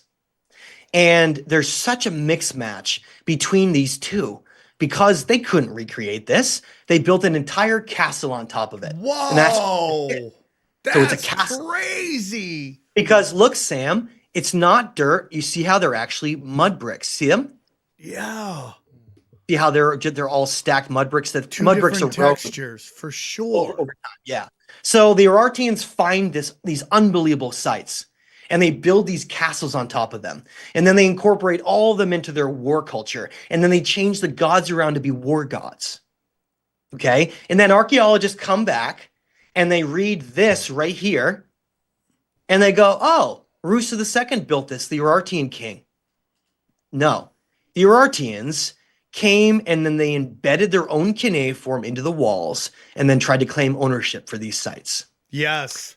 That's what they think the Aztecs did and the Mayans did. Cultures all across the world. Worst ones were the dynastic Egyptians when they recarved the Great Sphinx. Yes. That was the worst one. And we'll get into that as we go. Do you ever pull the expert to the side and be like, look, I know this is their narrative, but like between me and you, like this is bullshit, right? You never they can't acknowledge anything. Look, I work with some archaeologists and I cannot name them who are top archaeologists, not ones that don't work on the sites. They acknowledge some of them. Some of them acknowledge what I've found privately, and they basically can't. They don't say, but they don't. But they emphasize or they hint. I should say they hint that they can't say it publicly. Wow. Oh, there's a whole dynamic being controlled here. Now, how do I know that this wasn't original? I don't have pictures on this slideshow, but in the book, I go over and show how in the cuneiform, there are damaged areas in the block in which the Urartians wrote around, meaning that if you had the capability to build these stones with the most sacred temple and you had a damaged block, you would just put a new one in. But instead, the damaged areas, they wrote around them. Because if they didn't, they would break the block, right? And the texture's different too. It's just and it means that they came and found it without any inscriptions. Because again, I don't think this civilization left any writings behind at all. That's not how they conveyed information. And so they come and they find it, and then they put their cuneiform in, and then archaeologists think it's like a closed story. Like, oh, it was the Urartians, which are, by the way, for a timeline understanding for people. The Urartians were here 2,800 years ago, 2,800 years ago during the Iron Age. And I believe that this was originally built, are you ready? 40,000 years ago. Which means the Urartians come thousands of years later and find this and then turn it into a castle and then put their cuneiform in, and then archaeologists believe they built it. Wow, dude. We're talking tens of thousands of years later. Yeah. Yeah. And so The next one on the site that's right next to Ionis is called Kefkalesi. These giant basalt blocks on a mountaintop. Now, this relief came from there in front of me. Now, remember when I talked about in the beginning of the show finding an artifact with my tour? It was the bottom part of one of this with the lion. We found the whole bottom part of this. And for some context, this is 4 feet by 4 feet. They're huge. Hold on. You found that? Yeah. Yeah. Wow. So what, the bottom was sticking out and you're like, what is this? And then you guys found that? Yeah. I mean, do you want me to show you a picture of it? Whoa. I can show you a picture if you want to see it. Here. Let me pull it up really quick just because we're talking about it. Yeah, so we find it and we give it back to on the slope because I told you it's like the Wild West. They're not looking for this stuff. They don't care about the basalt. They care about like the pottery and the adobe. That's not supposed to be funny. That's I suppose, but you know what I'm saying. Well, it's ridiculous. That's why it's funny. Yeah, for sure. So let me pull this up because you guys are gonna absolutely love this. Are you ready? That is so crazy. You found something that cool. I would have took it. Would they let like let's say I made $1 billion. Could I go grab one of those pies, those pie symbols, and bring them back home if I drop some glued on them? I mean, they don't maybe. Okay, you ready, guys? Here, check this out. I'm gonna pull this up. Let me get my window maxed here because I'm not able. There we go. Can you guys see this? Yep, it's pulling up right now. Ooh, all the bottom of it, yeah, where the line part is. Whoa. So we found that. We found like a priceless artifact that's part of what I believe is one of the most important artifacts in the world. And we know there's at least 12 of these giant reliefs. You know how much they weigh, guys? Those giant pieces together, they weigh somewhere between 20 and 40 tons. Whoa. Wow. How They're deep are they? The unbelievable. piece originally like fully reconstructed, how deep are they? Do you get what I'm saying? Deeply, you mean? Well, they're not hollow; they're solid. That's what I'm saying. Like how deep? Like how far How back? big is the chunk? What are the dimensions of it? I guess 3 feet by 3 feet by 4 feet. Oh wow! Oh wow! Okay. So hold on. So it's 3 feet on every side and then 4 feet across the top. Did you find a bunch of pieces and they put it together?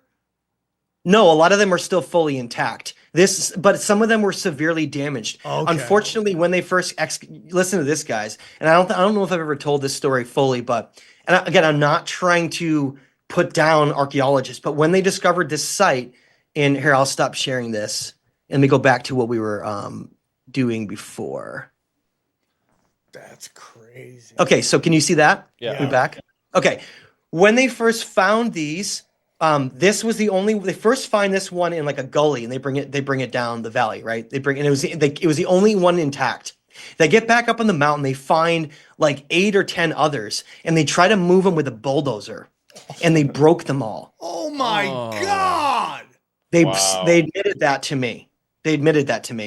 This is the 1960s. Oh my God! They broke them all. And so a lot of those pieces then tumbled down the hill from the parts of it. And then we found them. That's what we're finding is basically parts of this. And you can see clearly, guys, that piece of the line was from right here. Whoa. At first, I thought it was like. Whoa. Johnny, it's like that story we heard, or someone came on and said, where this kid found all these papers and he brought it to his mom and he just, oh, no, that was on Conspiracy Social Club. Where there's these like amazing papers that were found, like these ancient papers. This kid found them in a cave in a vase, and he brought it to his mom, and his mom used the papers to start fires. Oh boy. So here we go. This artifact. Now I cannot emphasize this enough. The secrets and what is contained in this has been a huge part of all of this. And I want to make a statement I've said before is I do believe that this is the most important artifact bar none that exists from what it contains. And we'll get into what that is as we go along. But what I want everyone to focus on are, I'm going to move this for a minute. Everybody focus on some of the themes here. Number one, Sam, you ready? Yes. All the T's. See the T's everywhere? Look, everywhere. Here's the same T's. Look at the 3-level indents in the center. Exactly the same. Look. See? Yep. 3-level inserts. T's all over it. Then here's your pine cone and your first chalice, I believe, in history, which tells us that he's passing a religious or spiritual doctrine. Now, here you have your three pyramids, 3 levels, and the negative space is your inverted pyramid behind it. You see that? Yeah. Well, watch where we go with this, gentlemen. This is about to get exciting. Now, this depiction is actually a depiction of the underworld. This is a war god named Nergal, and this is Enki, the creator of humanity and the one who warned Zayasudra of the flood, and they are playing positive and negative roles in the underworld. One is a demon, and one is an angel. Think of it that way. Whoa. So they have to. That's the model that exists, is that positive, negative duality. Below, positive, negative, yes, positive, negative above, and that is how it works. So there are absolutely demons. They are simply just playing all those roles, guys. These are the Anunnaki. That's what they are. They've always been playing those roles. That's what they do. So here they're passing knowledge. You get the T's. You have the tetrahedron flowers. It's like hidden codes if you don't know what to look for. The eagles guarding the path of ascension. 7 rays coming of light at the top. Now, we won't jump too far ahead. Let's get there when we get there.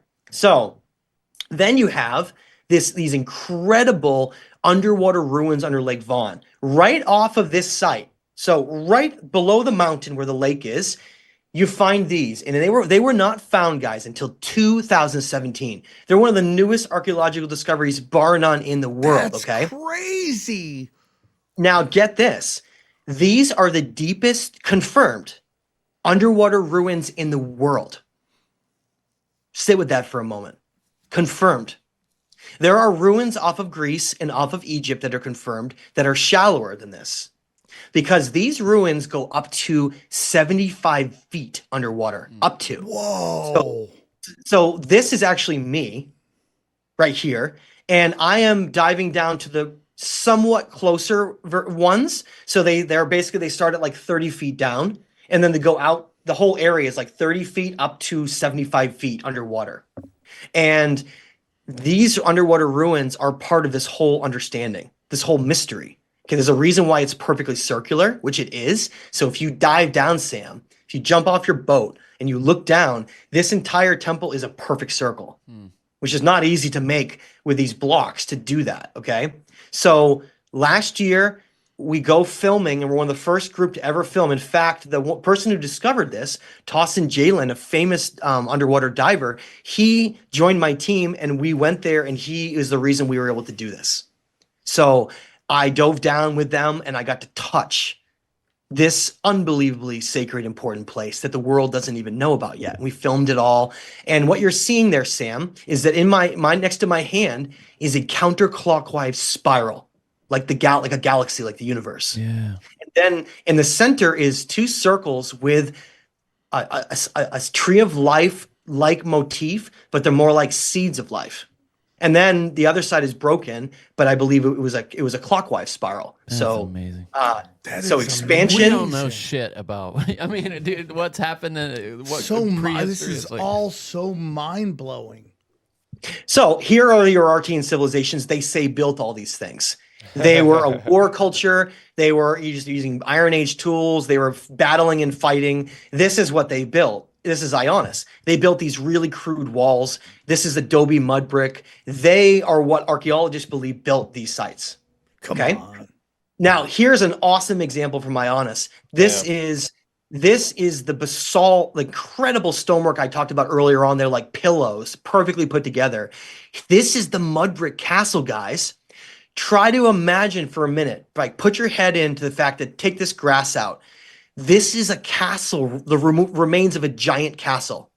None of this is dirt. These are all bricks. See them? Yeah. This is a giant castle on top. So what we see here is kind of like an excavated mound or mountain, let's say. It's a hillside. Hillside, yeah. And you dig deep enough, you get to what looks like the remnants of a castle. And then you go even deeper than that. You see this perfectly cut square stones underneath. It's like they try it's like they try to replicate it, but not even close. No, but they try to just build on top of it to cover it. Yeah, and this is bedrock. So the original civilization is merging this with bedrock, which is very important. Energetically, they had a lot of things they were doing for a reason, and one of them was that. But notice how whatever remained of this wall, they just simply built on top of it. Yep. So we see that with the Catholic Church, though. Very famous sites. They'll put a church right above it, so people can't go. Americas, especially Mexico, the Catholic Church builds right on top of ancient Aztec and Mayan sites. Yep. Right in Mexico City. Yep. Exactly. Mexico City is a perfect example. It's built right on Tenochtitlan, in the ancient capital of the Aztec. Here's another image before we move on really quickly. Here's Ionis, the andesite with the altar, which is a T, by the way, a giant T, or was. And look at the Urartian mud brick, the castle that was on top. So again, there's your mismatch. Now I want to keep going because some of these we have to move here quick. Okay. Again, Davos Tepe, where the T's are, incredible basalt mixed in with this limestone that they believe was built by the same culture. All right. So it's like, you can actually almost cut your finger on this still. Yeah, look how, and I believe, crisp that is. Again, the Ionis dating, I believe I can prove that this stonework here is 40,000 years old. Looks like the Washington Monument or something. It's crazy. It's incredible. And now one more thing to add on this before I go. This was replicated and added, this piece right here. Yeah. And get this. Modern times, they put this in to try to look like this. And they didn't even use basalt because basalt's not native. This stone is not native to the area. They don't even know where it came from. Some think it came from hundreds of miles away. So instead, in our modern times, we don't use basalt to fill this in. We just fill in with concrete. This is concrete. We can't even replicate what they did. Try to imagine that. So really quick before we get into the big stuff. This is just some comparisons to show you that I then realized that we're talking about something global, that the same similar designs, the same stonework I was finding all around the world. Look, the 3-level step pyramid, I'm seeing it in Peru, right? I'm seeing it all over the world. Bolivia. So the whole team embarks on this journey. Everybody, all these experts, like 10 experts on my team, we all descend on Peru and Bolivia. And we're going to get to the heart of this mystery, right? So here we are, Ollantaytambo. This part broke off on the left side, but look, not only do you have the 3-level step pyramid, but the door's there too. Like, really? And the same thing is there. And then you go right next to it. This is also Ollantaytambo. Yeah, and dude, look at that. Redirect the spring, the most sacred thing of the entire site, the spring, which is why they built it. They find this outcropping of basalt, and they carve this incredible design with the 3 levels with 3 steps, and then they deliberately have the water flow right over the top of it. Okay? That shows you how sacred it is. Same thing. Then the most important symbol of all in South America, the Chicana, we then see is just the origin, is just the inverted and non-inverted pyramid from Vaughan stacked on top of each other. See that? Yeah. Just the same thing. And then we just keep going, and then there's the T's, like I showed you. Yeah. Right? So then you have the T's, and you're starting to create like a codex, right? Like a codex of the step pyramid, the doors, the T. Get ready to hear the themes here, the tree of life, and the pine cone.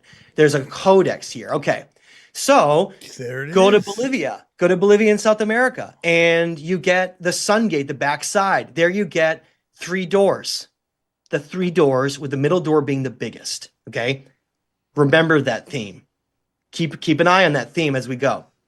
Now, here's what gets really curious. They take the T and the inverted step pyramid and they combine them together with the door. They take all 3 symbols in Bolivia, all 3. You'll see this as we go. I have a better example than this. So the door, the inverted pyramid, and the T, and they put them into one single symbol. Wow. Now watch. I have way better examples than that. So we realized the code is around the world. I found the same symbols in some smaller temples in Cambodia in the jungles outside of Angkor Wat and Tom. And these are the primary locations that we found them. So this is where it's going to just, are you guys ready? This is where it explodes and blows open for everything. Because you take all those, your understanding of those symbols now, And then we're about to just expand on it, 1,000 times over. This is where I was. This was November. I was going to publish the documentary. We were going to finish it. We were in the middle of editing. I was trying to get my book done, The Missing Key. I was like, I feel like I have enough evidence to show there's a code around the world, cross-continental, that we can follow and try to open up this lost conversation, right? Lost civilization conversation. So I felt like I was in a good place. I felt like I had something that was like a code that was being unlocked until this happened. So I'm sitting in, for those who listen to the story, apologies, I gotta, keep saying the same story over and over again, but I am that picture in the left, Sam. If you watch shows we did all the way back 5-6 years ago, that picture was hanging in my room behind me, sitting there behind my head. Yeah. You can go see it on any show. Yeah. I found it. I bought it 8 years ago on a yard sale for like $4. Super generic image of the Sphinx. I was like, whatever. I just held it. I had it everywhere. I looked at it all the time. One day it's snowing outside and I get this really weird intentional thought that comes into my head. Very strange moment. I'm no stranger to the metaphysical worlds. So it said, look at the picture. And I was like, really? I was like, I've looked at that picture hundreds of times. And I actually sat down on the couch and ignored it. Comes in again. Look at the picture. So I entertain it. I got up. Got up and looked at it, not really like very confident. I was like, okay, whatever. And it was like something formed in front of me that I'd never seen. It was a very strange moment. Here, on something that's right in front of me, all of a sudden what looked like an inverted, a half broken, so only the left side still there. Yeah. And then a half broken inverted step pyramid on the Giza Plateau. Yeah, there it is. So I was like, wow, wait a minute. So before I got too excited though, I was like, well, where is this? There must be lots of other images of it. It must be really easy to find. If the Giza Plateau is the most archaeologically studied, most visited ancient sites in the world, bar none. So it's not the place you'd expect to find the next connection to this at all, right? So the first thing I do is try to find images of this. I can't find any other images anywhere, even doing reverse AI searches. So I then did a little research for where it is. Turns out it's in one of the only, if not the only major off-limits place on the entire Giza Plateau called the Sphinx Temple. You can't go there. There's gates in front of it. You can't go in there. And I thought that was really perplexing because the nearby Valley Temple you can go to. But here you have a temple that happens to have this next code or ancient mystery in it. It's like the only off-limits area. So I found that really perplexing. So I contacted Dr. Robert Schoch and Egyptologist Mohammed Ibrahim, who are one of the only scientists or academics that I knew of that have studied this. They both had never seen it or noticed it. So the first thing I do is I pull up the site layout. So from above. So if you imagine when they find these sites, they design what the layouts are, right? Like how everything's sitting, like what it looks like. So if you're going to build a building, Sam, you would have like a blueprint layout, right, of where everything would go. Well, when I saw this, I had a heart attack. Literally, this is the temple layout for the Sphinx Temple where that stone is. Oh, there they are. Oh shit, they're right there. So It's the over and entire over step again. pyramid, both inverted and the T's, look. Yep. See 'em? And then the Valley Temple is a gigantic T. Wow. So I was like, oh my God, wait a minute. Has anyone ever noticed this before? Has this ever been found? And I don't believe it has. And if it has, Sam, it's your friends at the top who don't want anyone in the world to know about it. And they probably already did know. Which is why they probably don't let you there, right? The only off limits place on the Giza Plateau, pretty much, is this. And that's where it is. Pretty strange, or because to be a coincidence, guys. So contact Dr. Robert Schoch. I sent him all my findings. I'm like, if anybody is going to prove something like this to be a theory to move forward, it's him. I highly revere him as an academic. He really does his homework.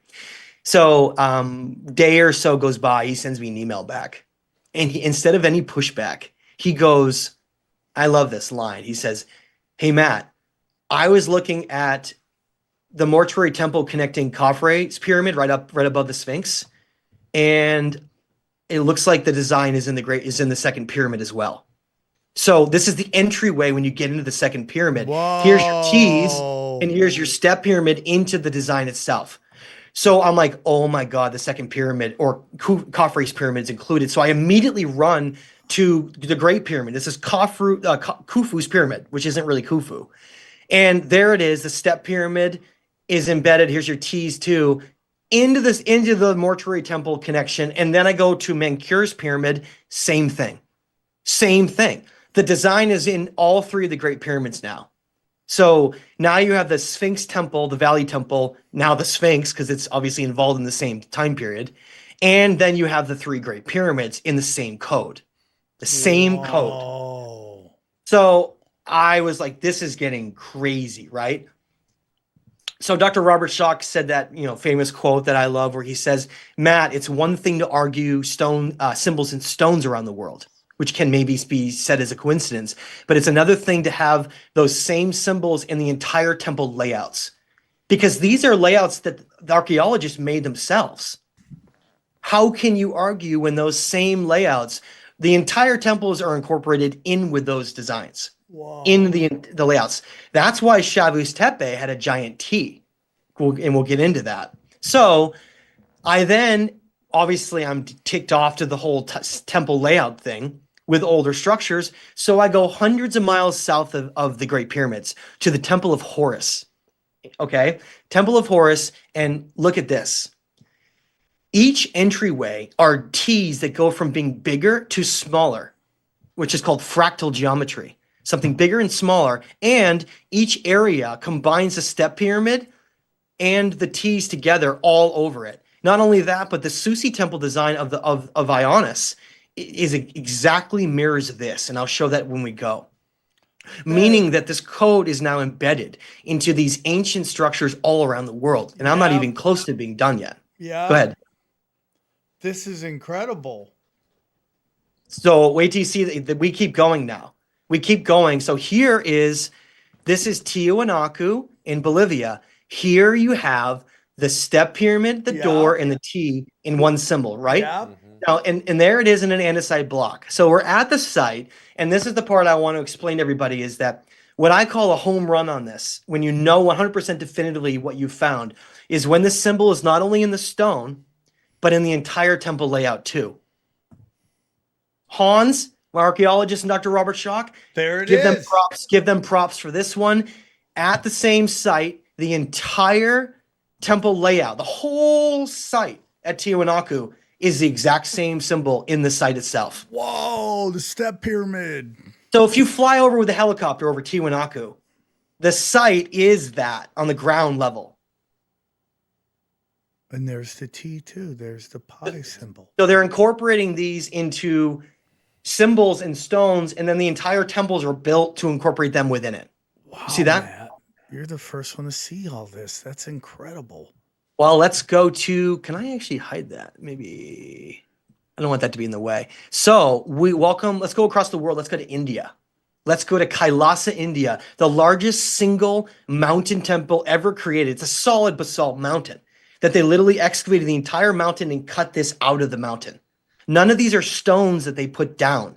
It's the mountain itself just taken away. That's crazy. Imagine that, okay? One of the most monumental ancient sites bar none in the world, but no one's looking for this code. So I pull up the temple layout, and I was like, oh my God.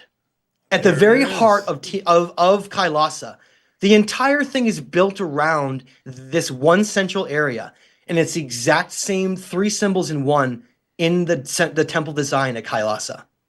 This is Kailasa Temple. Now, all the stairways around it have all a bunch of different amounts of stairs, but the stairs that enter into the center are the only ones that have 3 levels.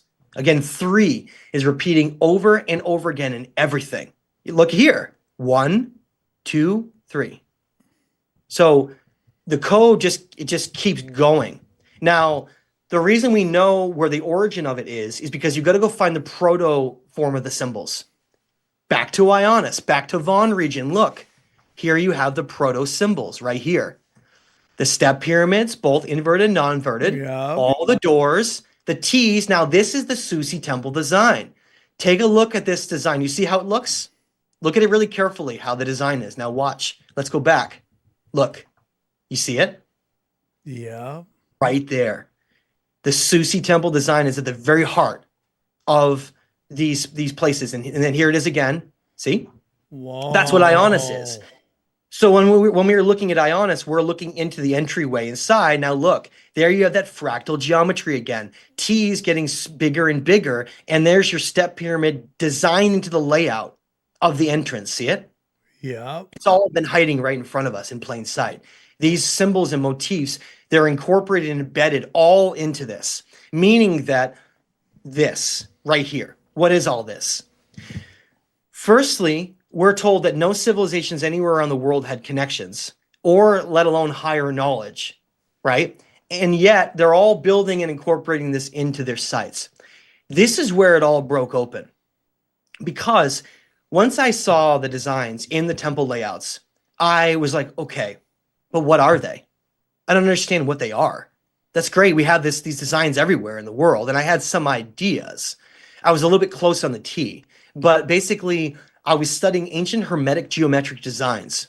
Jeez. Literally a word that is almost extinct and has gone into oblivion. I write about that in the book.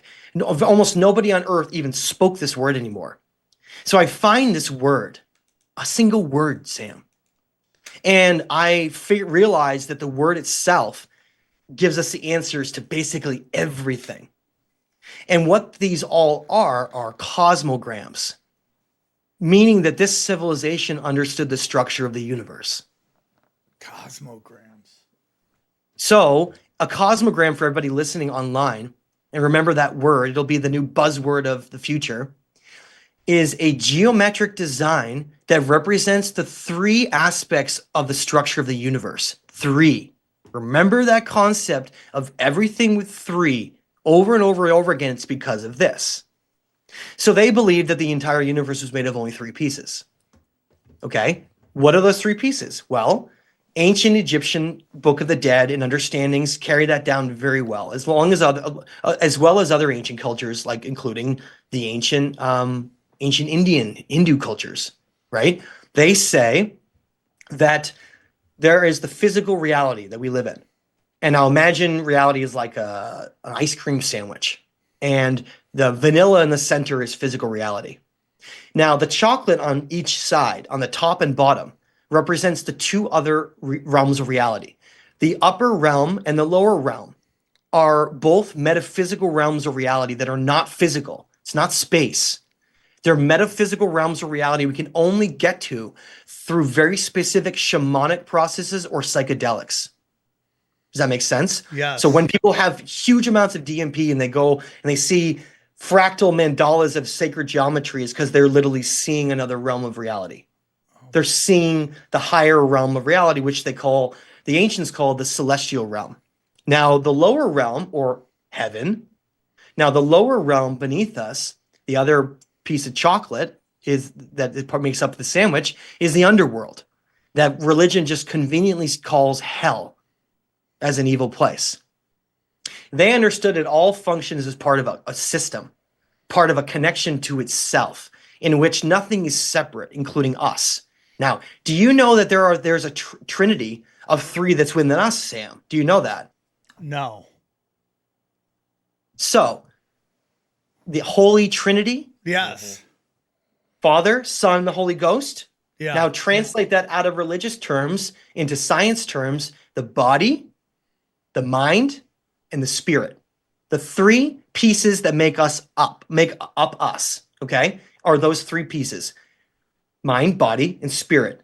That's what Father, Son, the Holy Ghost also translates to. So this concept of three repeating over and over again goes far beyond just that.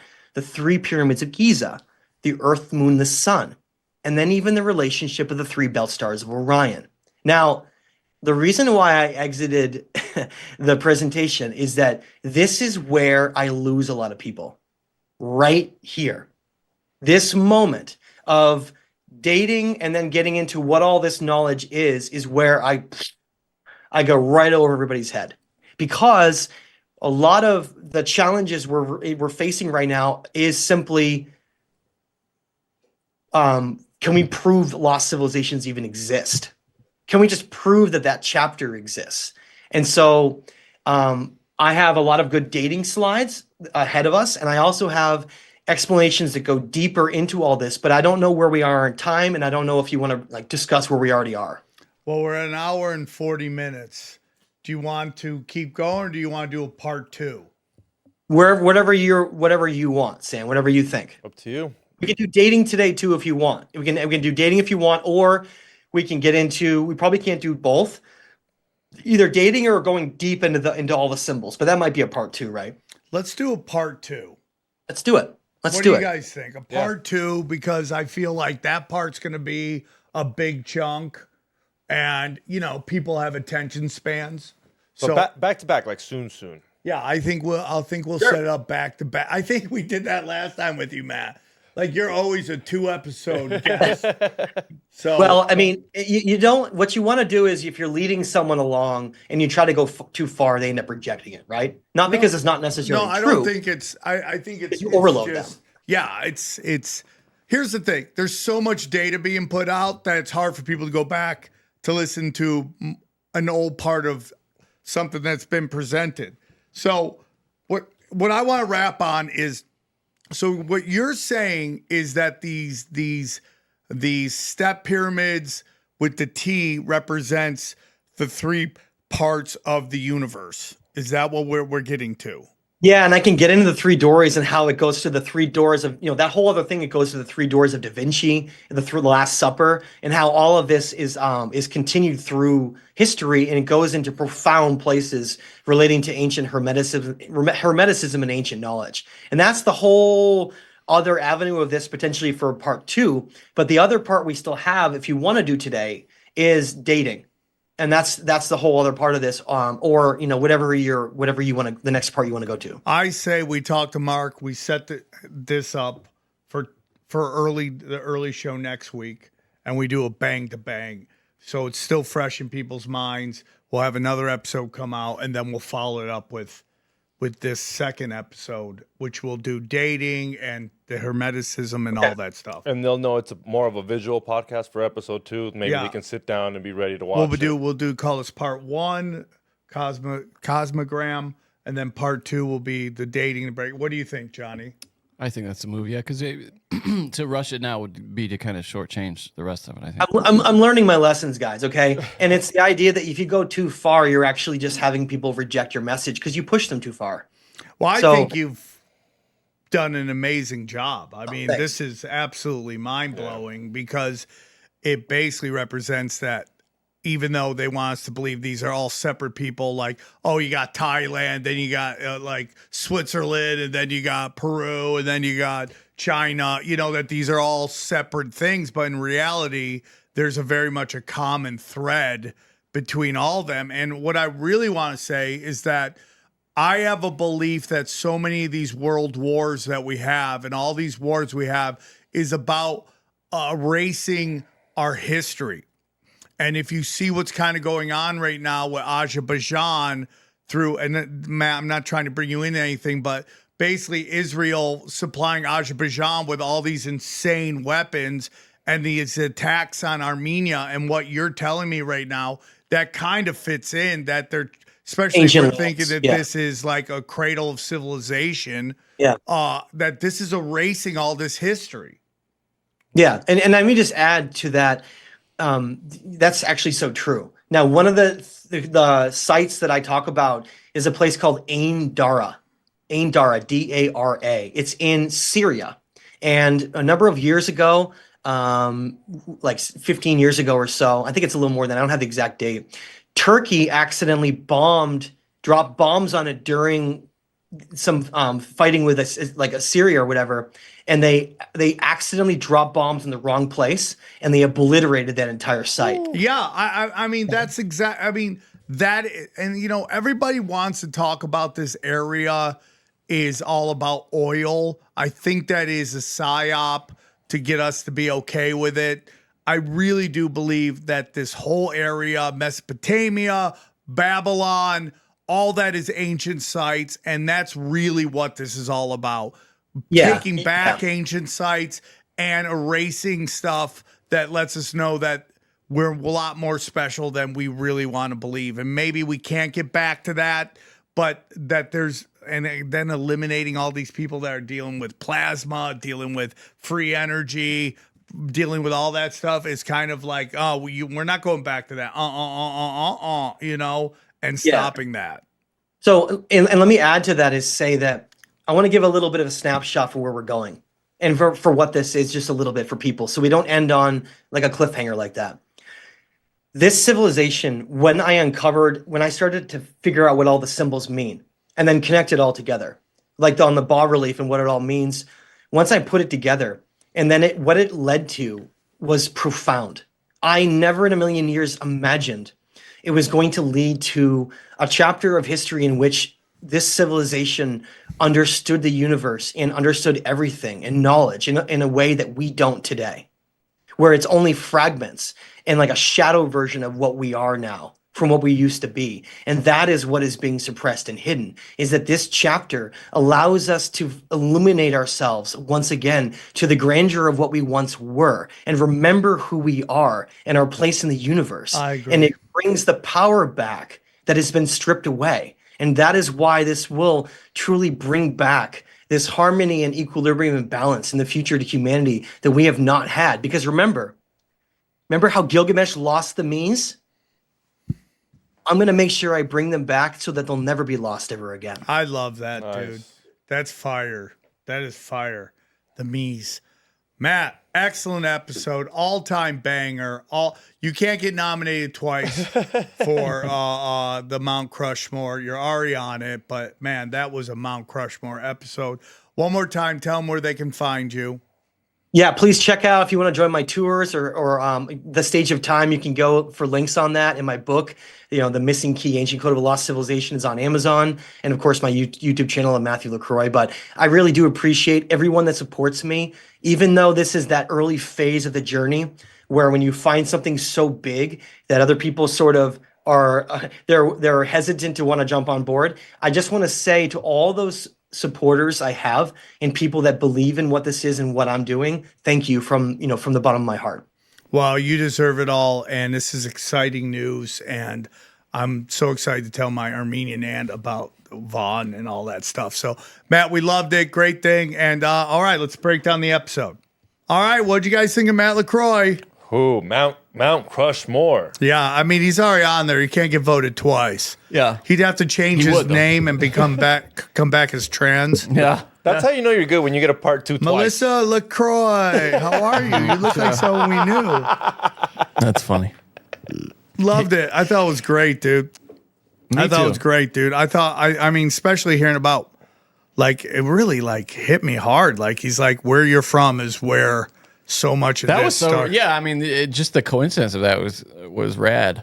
Dude, I so cool. Like, the more you go into it, like, obviously now, like, we found out that you're part of a ancient civilization. Yeah. What's crazy to know is, like, where would you be if you wouldn't have started the pod? Because it's obviously, it's that's grown you crazy. Like, zero this, like, you would have never. This is like deep in that hole. Where you would have never found that out. Also, actually, if he had never started the pod, we would have to talk to him so much about all this thing. You know what I mean? Like, just everything it would just be. I mean, imagine, because where's your outlet if you don't get to talk about this like for hours? I mean, just think of where I started, where I am now, and you look at those old episodes and how like brand new I am to everything. Like, I always had an understanding of conspiracies, but it was very basic shit, right? Yeah, I mean, we were still getting our minds blown by JFK back then. You know? Yeah, right? I mean, the crazy shit. And that's like kindergarten shit at this point.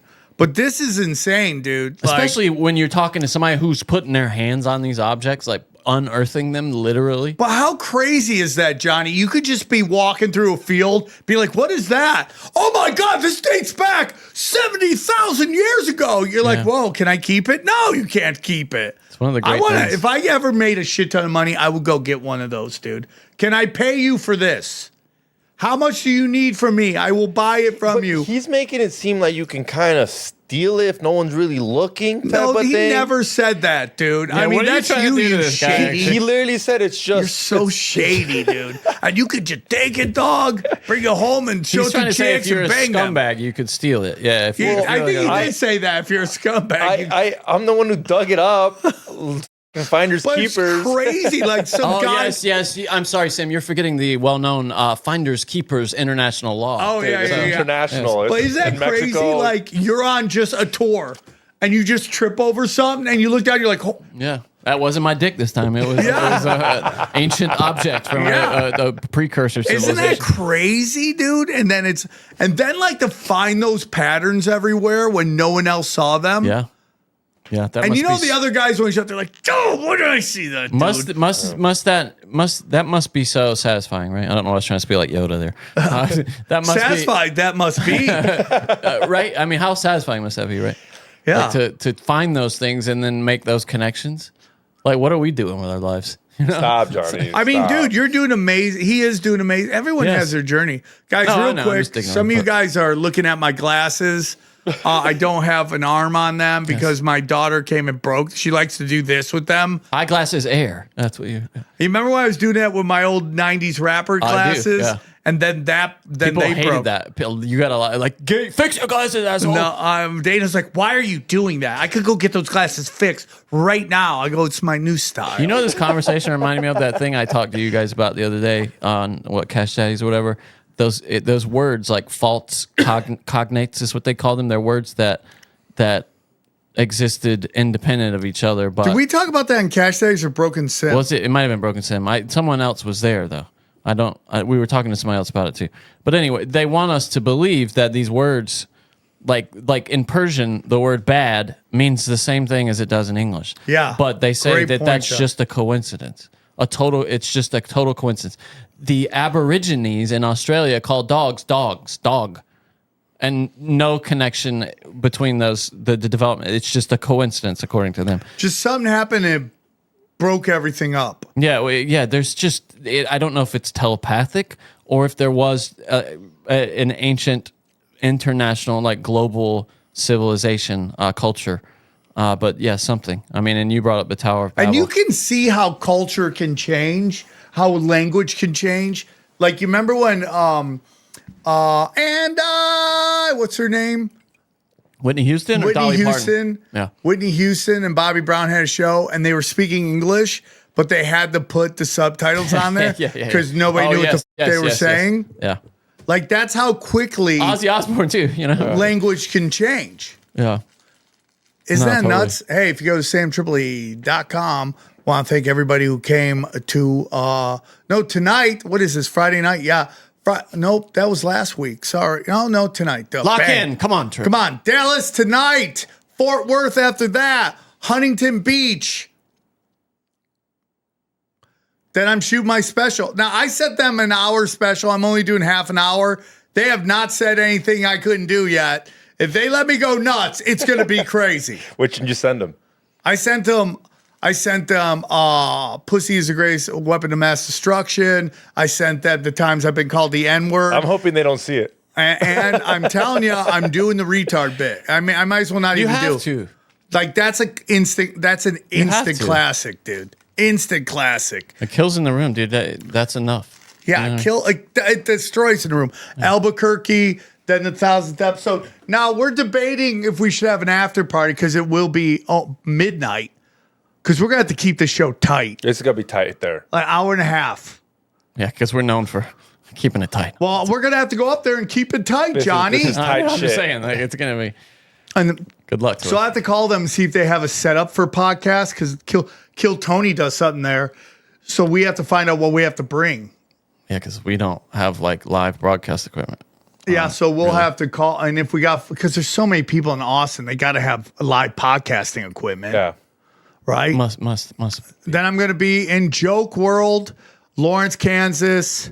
Then I'm going to be in, I might be going to Miami. I'm very excited, though. Welcome to Miami. Yeah, Tulsa, Skankfest in New Orleans, and then closing out in Austin. I'm very excited, dude. Go to samtripoli.com.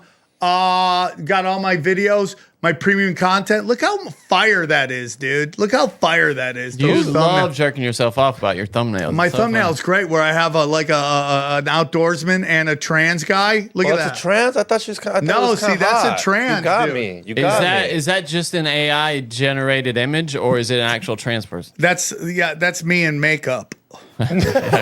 You black? Yeah. Nobody believes that. So that's it's how far away is a wolf from a dog? That's because they domesticated us. Oh. Go down. So I put up premium content. Kurt Metzger, whatever this. I do the Sam and Kurt and Sam experiment. The whatever this is with Austin Picard and Brad Binkley, crushing that out. Cash days. Talk about it, Johnny. Please listen. We're trying to help you. What? You guys got 1,700? Yeah, dude. Numbers. Is that more? I don't know. Numbies. Yeah, you guys were at Has it 16 gone up? I thought it was 1,750 at one point. No, it was 1,600 last week. Was Last it? week? Yeah. Yeah, I think you're right. I'm Yeah. gonna just I go have with it no so I memory don't of it. cry. I've been paying attention. You guys are killing it. Okay, Johnny, talk about it. Yeah, we had Evan Hand join us on the pod this week, and Another one of my proteges. Is that what they're called? Yeah, that you could call him that. Yeah, I got him into everything. I'm I'm wise. not sure if he would call. He would. He totally says. Yeah, you can totally say that. Johnny, shut up. He's Howie is posting videos daily there, deranged looking videos where he's describing Yeah, moves and in he's the really markets and okay. stuff. This is he says that's the last time he gives it away. Yeah, he's gonna- remember. So what is that? Only like 7 days ago. Let's see if it happens again. Days ago. It says right there, Yeah. 5 days ago. Yeah, but that's not. That's you don't just know what pretty he's talking generic. about. Yeah. But there he's telling you where the strike is, when to sell, all that shit right there. It's like, oh, I don't even have to subscribe. And the big thing with the Patreon is the community that has grown up around We got it. Discord, right? Discord there, people sharing ideas in real time, coming up with, and it's a real exchange of ideas by people who want to. Do you like Provide trying to for the make future. money, dude? If you don't, then don't join. Yeah, because- don't join if you don't like trying to make money. Yeah, and just learning how to secure your future without. Go down. Chaos Twins. I just have to set up one thing on GoFundMe or Kickstarter, and we're gone. I believe that. T-shirts. Oh, elongated skulls. Keep going down. $20. Local $20. celebrity. Get a local celebrity shirt. Come on, guys. Don't you want to be a local celebrity? Can you explain? That predates me on the show. What does that mean? Okay, so basically the people who were always on the Patreon that during COVID, always on the Patreon every night, they were called local celebrities. So they would get precedence over everybody else. Like if you ever go on Sam's lives and you're a would read regular their on there, like he'll call Jamie you. Starr, He'll call you local celebrity here Yeah. live, and it just means you're Wacky Jackie, Okay, so it doesn't make Milana. any sense. I said her name wrong again. She gets so pissed. Melina? Melina, of course, Melina. Sam was right. Look at that. You got the Sam was right shirt. Look at that, dude. in the front, like Johnny I'm likes surprised it. it took us this long to get that made. Yeah. Sam was right because he. I got another Sam's right shirt comment. Look, Is- go you- up. What is going on with Eddie's face there? Oh, that's No, the, that's just a hoodie. It's that's the strings going. dude. That's in a the way. fire hoodie. I think I gotta get On that that. Sam was right shirt, each of those lines represents 100 times that Sam has said that on the podcast. Okay. You're such. Why are you so mean, dude? Why are you so mean? By the way, we should say this if we haven't. Someone has gotten the I get my news from Sam Tripoli. They didn't get the little fella on there, which was part of the conditions. No, well, she's hot. But We're great we're on gi- her. yeah, we're she's giving almost her a that pass. hot. Look how hot that. So chick what did is. she get tatted? She got the words "I get my news from Sam Tripoli" That's written on good there, and enough. kind of That's like good That's enough. Yeah, good I know. We're grading on a scale here. Yeah, when you're hot. we have to. Rife Technology, gold and silver, Wise Wolf. You know we love them. Mineral King, Aquacure Hydrogen Brown Gas, Harley Ray. I took my supplements today. Energy. That's right. Chemical free body. Energy. EMF Rocks, Prometheus, Joel Staley, Brain Supreme. I'm on. He's on. Go Dude, get that it. guy's so Go on. get it. Anything else? Go check out my podcast, Extreme Marks the Spot. I do solo dolo streams. Go check it out. Oh, real quick, go up one thing. So you see that thing that says Nuke Social. If you join Nuke Social, you get all the telegrams of everything I got. You get my social medias coming on there. So, and it's just a place where you can meet the bangers who bang, dude. Okay? Right now there's 2 people on there. Okay, but I'm telling you, it's like social media. Do you know what I have? Do you know what Nuke Social is? What is it? It is the exact same thing that Trump uses for Truth Social. Oh, What shit. do you mean it's the exact same thing? It's the exact same platform. So you ripped off Truth No, Social. no. He used this system that we've been using for a while. So Trump stole your idea. I wouldn't say that. I'm not the only one who does it. But you go on there, you'll get all my social media. They're now integrating my Instagrams. So bang, bang, pow. You got me? Go get it right there. Nuke Social. Nuke Social, dude. You can go to nuke.social as well. What was the story? It's called that for a reason, right? Yeah, because all my Instagram, all my social media was getting nuked. Get nuked, right? And but it would survive if it Yeah. survives in this bunker, this Yes. nuclear bunker of. I love it though. So I'm going to be finally a place for people who've been nuked. See? Look, I'm talking there, Johnny, like it's 1980s video games. I was fully banned from Twitter, so I should be on Nuke Social. You should get on Nuke Social. I should talk to them about getting all your social on there as well. Yeah, you should promote this in Japan for everyone got nuked. He gave me a look like he said something there. It was so funny. He's like,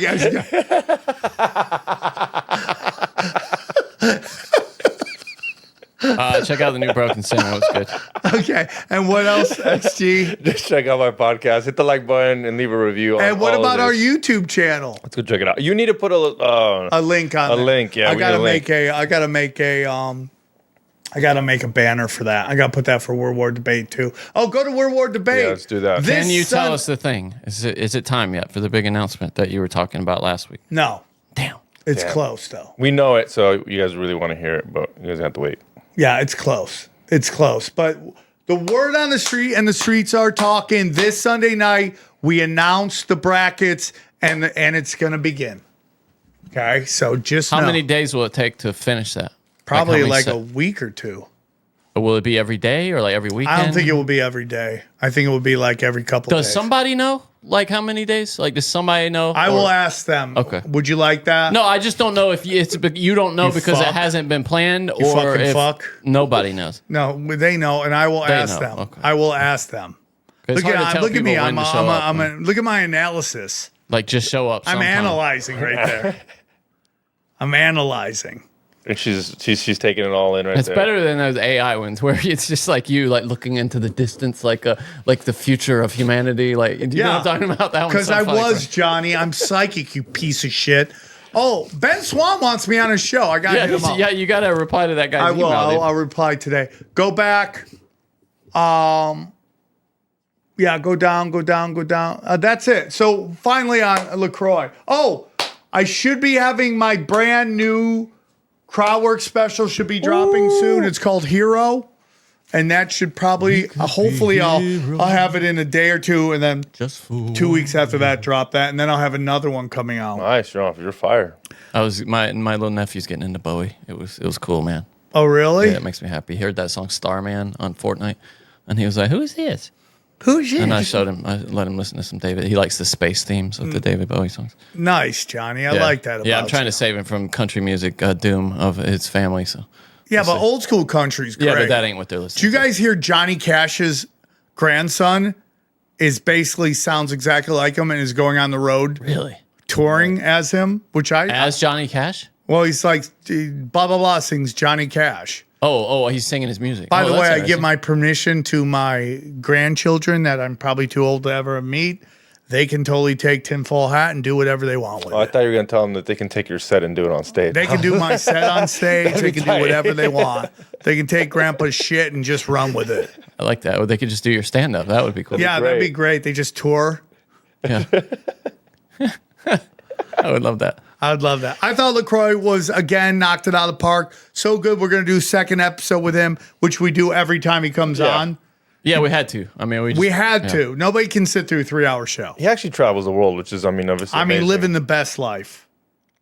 living the best life. I'm happy for him. He's blessed. I would love to be him living in a cabin around nobody. Please let me do that. Well, and he does a thing that none of us probably could ever do. He's able to play a game, with the academics and the mainstream people that I just don't think. That was impressive. You mean play nice with them and show respect? That was impressive. Yeah. He kept every time we kind of laughed at them. He was like, "No, sledgehammer, dude. I just can't do anything but sledgehammer people." Yeah, the first time you heard somebody saying "Yeah, I think you're right, but I can't say anything," you would be like, "You fucking pussy." No, I get it. No, dude. you would, but you wouldn't be. You're like you said, you're a sledgehammer. Look at Pete Davidson as a femboy right there. That's kind of hilarious. Oh, all the way in the back. Yeah. All right, guys. Who's the girl? That is what is her? She looks familiar. She's the adult film star. Yeah. Oh, that explains it. That this guy used to catfish chicks, catfish pro athletes. Oh yeah. He catfish lesbians? No, he catfished these pro athletes like males. Yeah, because they all know who she is because she's a porn star.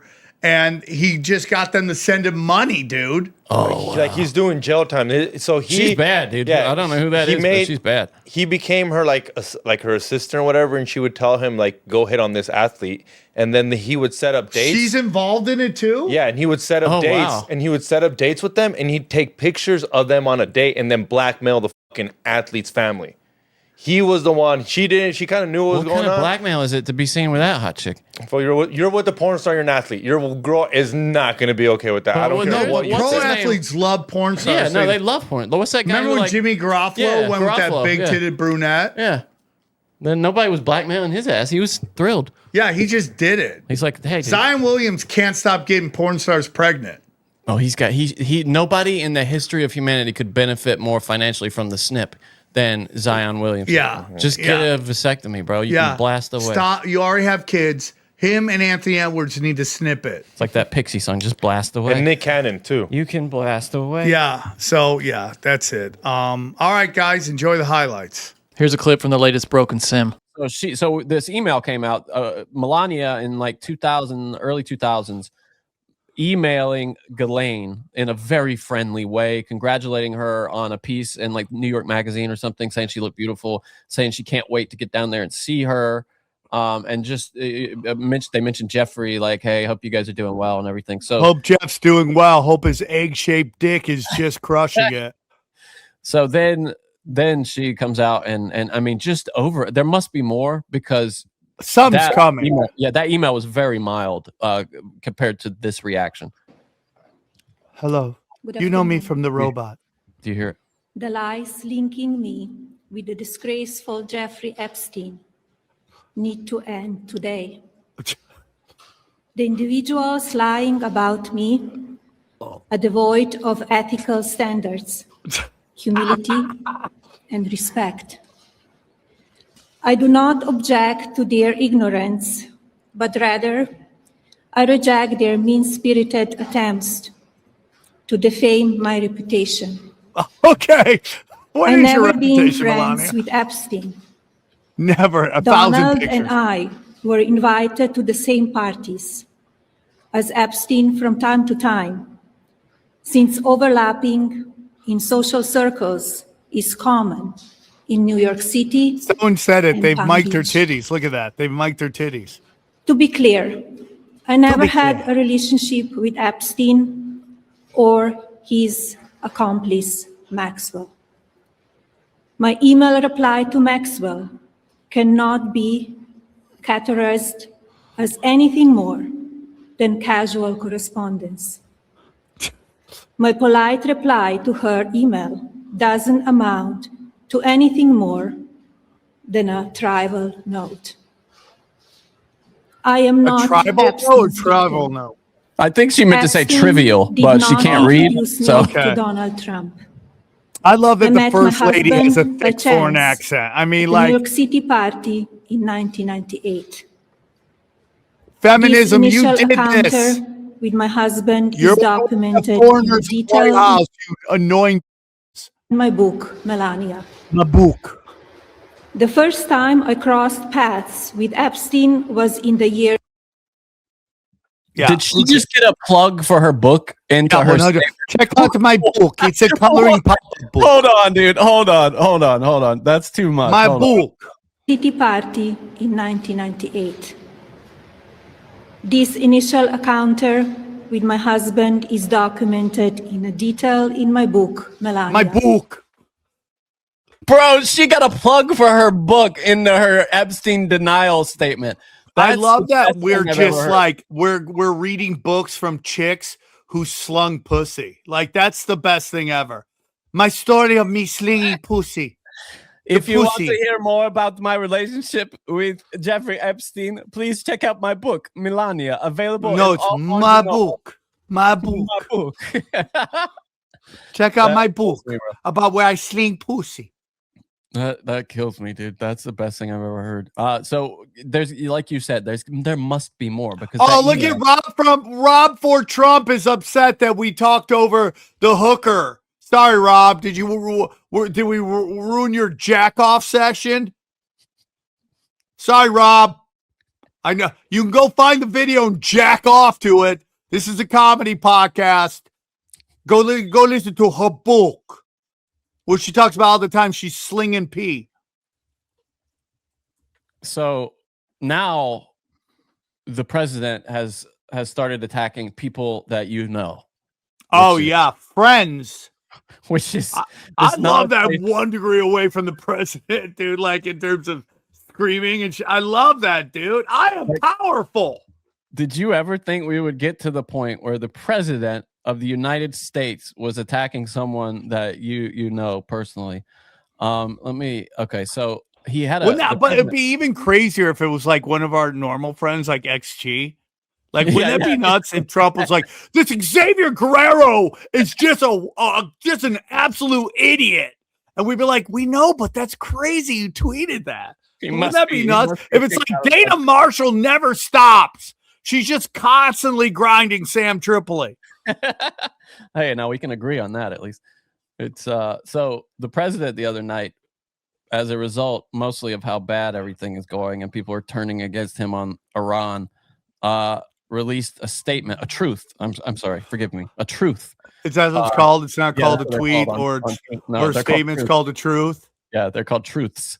I'm just going to read it here. I know why Tucker Carlson, Megyn Kelly, Candace Owens, and Alex Jones have all been fighting me for years, especially by the fact that they think it is wonderful for Iran, the #1 state sponsor of terror, to have a nuclear weapon because they have one thing in common: low IQs. They're stupid people. They know it. Their families know it.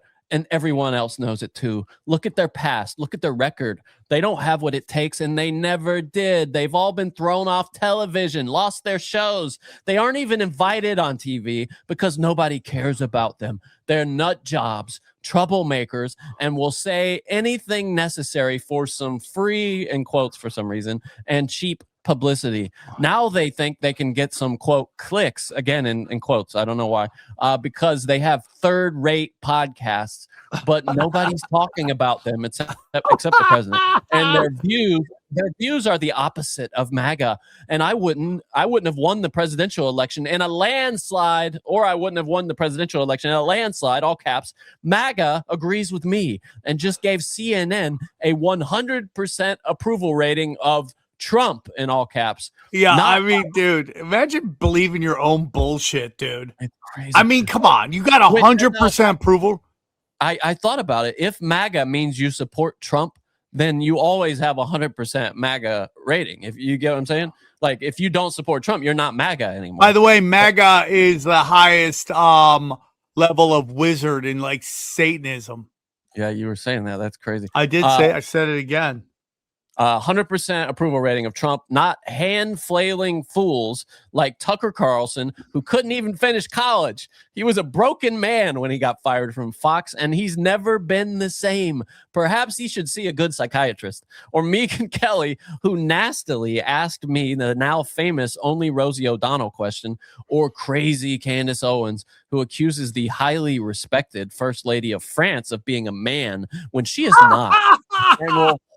And will hopefully win lots of money in the ongoing lawsuit. Actually, to me, the first lady of France is a far more beautiful woman than Candace. Oh In my fact, God, dude. what is he smoking? Like, what are we talking about? Trump sucked off Bubba, so that lines up.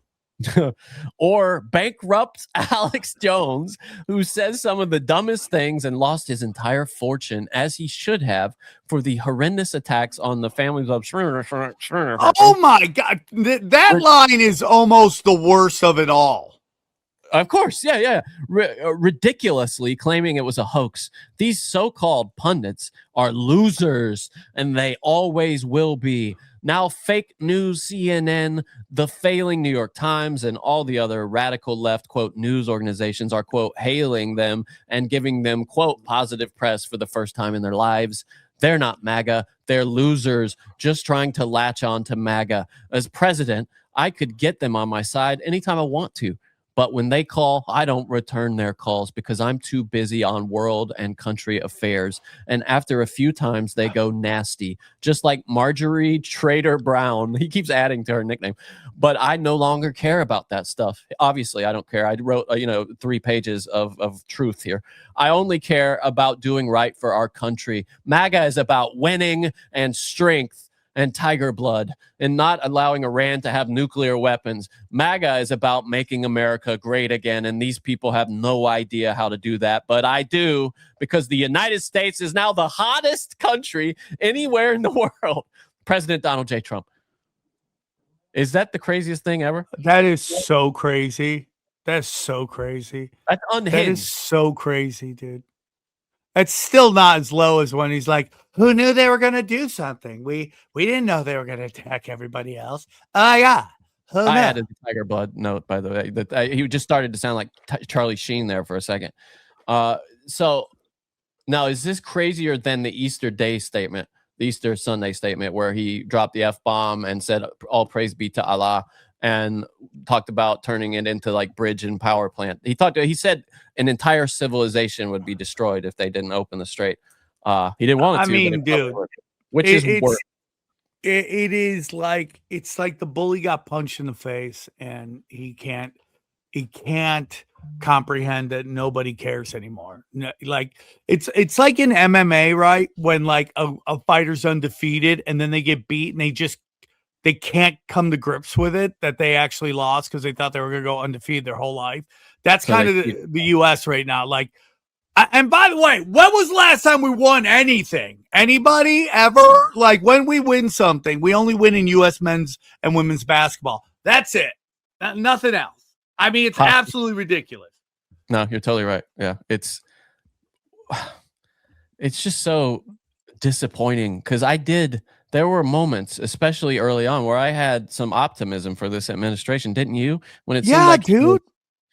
When I say it in my act, supporting Trump is like being a Raiders fan, dude. Like the offseason, you're like, bro, we're going to win it all. 2 weeks in, you're like, we suck. If you'd like to hear the rest of this episode, subscribe to Broken Simulation in your podcasting app or check us out at youtube.com/Sam Tripoli. I was gonna clean my room until I got high.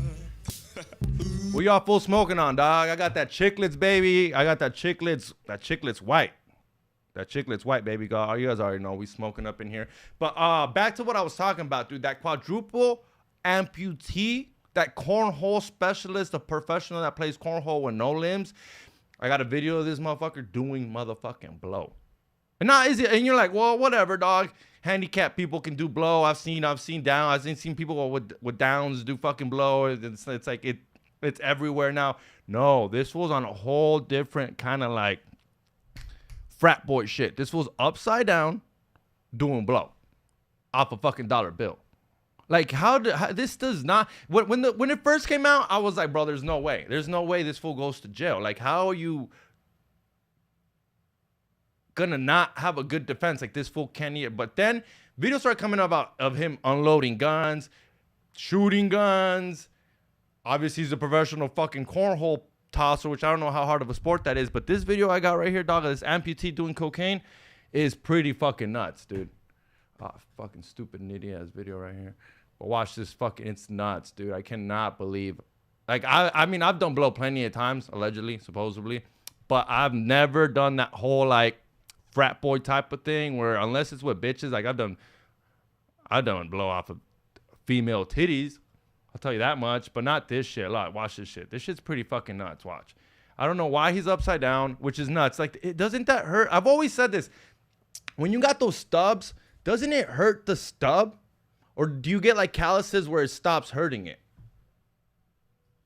Like, that is something I really do want to ask. Like most people that like don't have like those amputee legs or whatever, because sometimes I see that they put pressure on it, and I feel like that shit would hurt for days. I mean, I'm guessing over time it goes away, but watch this fucking video. This is TMZ, so it's not like no AI either. Check this shit out.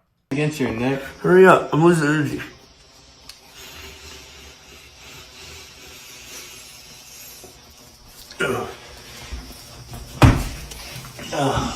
Hey, that was perfect, man. You just it spilled all over. I don't give a bud. Bro, I'm losing against your neck. That's some like real redneck Texas, Wisconsin, Nebraska shit, dog. Like, I mean, I've hung out with like, I've done blow with like a couple like gangbangers, but the strap is never there, dog. Like the strap's in the car, maybe the strap's under the house, under the couch. Like, we might know. I don't know where it's at. I don't need to know. It's none of my business. But this fool just did a holy ñazo, and then he said, "Give me my AR, dog." Hurry up! I'm losing energy. What did he say? What did he say? Against your neck. Hurry up! I'm losing energy. Hurry up! I'm losing. But you're about to do a bump. You're about to get all the energy you need. This amputee is fucking nuts, bro. Against your neck. Hurry up! I'm losing energy. He's losing energy. Hurry up, dog.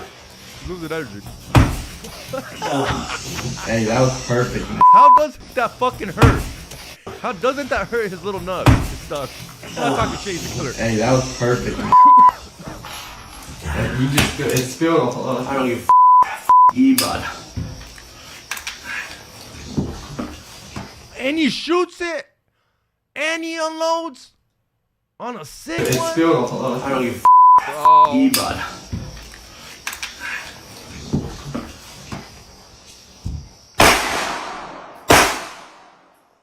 Bro, this motherfucker going to jail. This motherfucker going to jail, bro. I'm telling you, if you go back to the fucking older episodes we did, when Chili first brought it up, she was like, did you hear about that quadruple amputee that's being the suspect of a murder? He's the killer. And I was like, bullshit. Like, there's like, what the fuck? What type of lord can't win that case? But with shit like this, dog. Against your neck. How old? I mean, hurry up, I'm losing energy. Against your neck. Hurry up, I'm losing energy.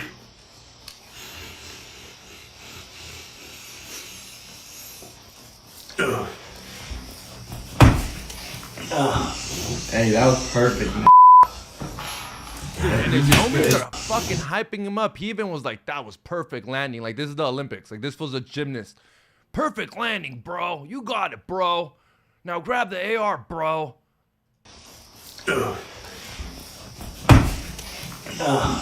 Hey, that was perfect, man. You just it spilled all over. I don't give a bud.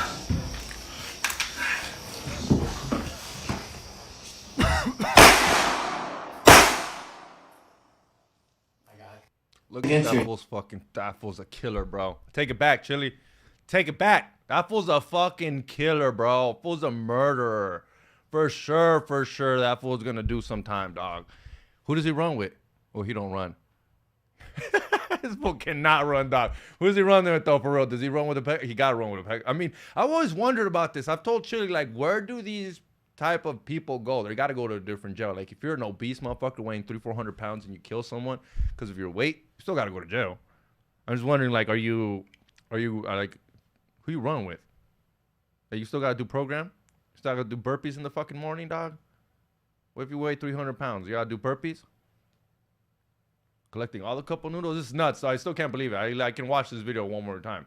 This fucking amputee literally just does a bump of fucking cocaine, lands on his stubs, goes and fucking hits the AR and unloads, and then says, I hit it. Who knows what the I wonder, dude, this is nuts. This is fucking nuts, bro. This is fucking nuts. Oh, dude, another thing that I gotta mention, because, I mean, obviously I got these fucking... I was gonna clean my room until I got high. I got these clips. I got these motherfucking audio tracks.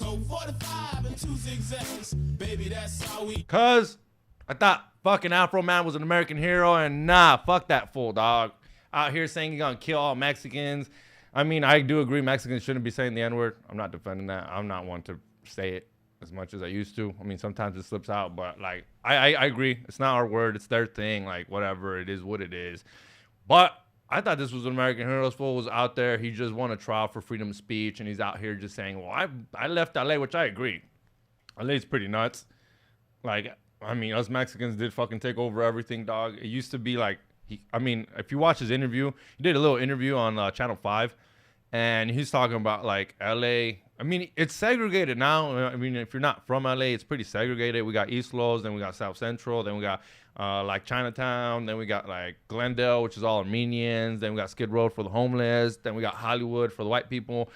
But it's even more, it used to be way more segregated like in the 90s, bro. Like South Central was for like the black people. Like that was South Central, then we had East Los, and now it's just fucking Mexican. I mean, you find us everywhere, dog. Like, I mean, I ain't even gonna lie, but this fool said some crazy shit to me. I'm just like, dog, like, I get it, but it's just like, bro, you know, a lot of your fucking fan is Mexicans, bro. Like, I was gonna clean my room until I got high. Like, it's some Mexican ass shit at the end of the day. Like, when I grew up, I mean, which is crazy because he's from Palmdale, which, I mean, like I said, I mean, maybe, like I said, it used to be a lot more segregated, so I guess there was a lot more black and he felt more like at home. But then he talks about going to like, watch, I'm gonna play the clip, and it's just fucking just like, I'm like, come on, dog, you're about to play in LA, you're about to go on tour, you're killing it, even if that's how you feel. I mean, choose your timing, player. I think when a Mexican walked up to me and said it, I didn't like it no more. You've been back to LA in a while? No, I left LA because of it. I didn't want to go to prison because it was too many people using the N-word that wasn't black, and I couldn't kill them all. So I knew I better leave before, you know. Well, Mexicans in East LA don't typically say that. A real Mexican don't say it. You got the, you know, like, I don't know, whatever, you know, like, people hate us, but they imitate us. I'm gonna say that again. People hate us, but they imitate us. You know what I'm saying? My dad said black people invented low riding. He said it was like in the 50s, and he said black people used to wear. Oh, that's an argument for days, dog. I don't even care because I don't even like lowrider shit. Like, I really don't. I don't see the point of your car jumping up and down. She can't even make it to Vegas, but it can jump up and down. The fuck out of here. But that is an argument. I've heard that black people created lowriders and Mexicans created lowriders. I don't fucking know, but it's something dumb to fucking fight about. Zoot suits. He said black people, the black jazz musicians, used to wear zoot suits. And he said that, you know, Mexicans that play the oldies, Motown, they play them now. They play them. Like, if I dig up Smokey Robinson, it won't be a picture of Smokey Robinson on YouTube. It'll be like 5 cholos standing there. And I'm trying to, you know, when I pull up a Smokey Robinson. Go deep, homeboy. Aaron, open your mind. Drink from the fountain of knowledge. There's lizard people everywhere. That's some interdimensional shit. Wake up, Aaron. This is only the beginning. Dude, you just blew my mind. Tinfoil hack.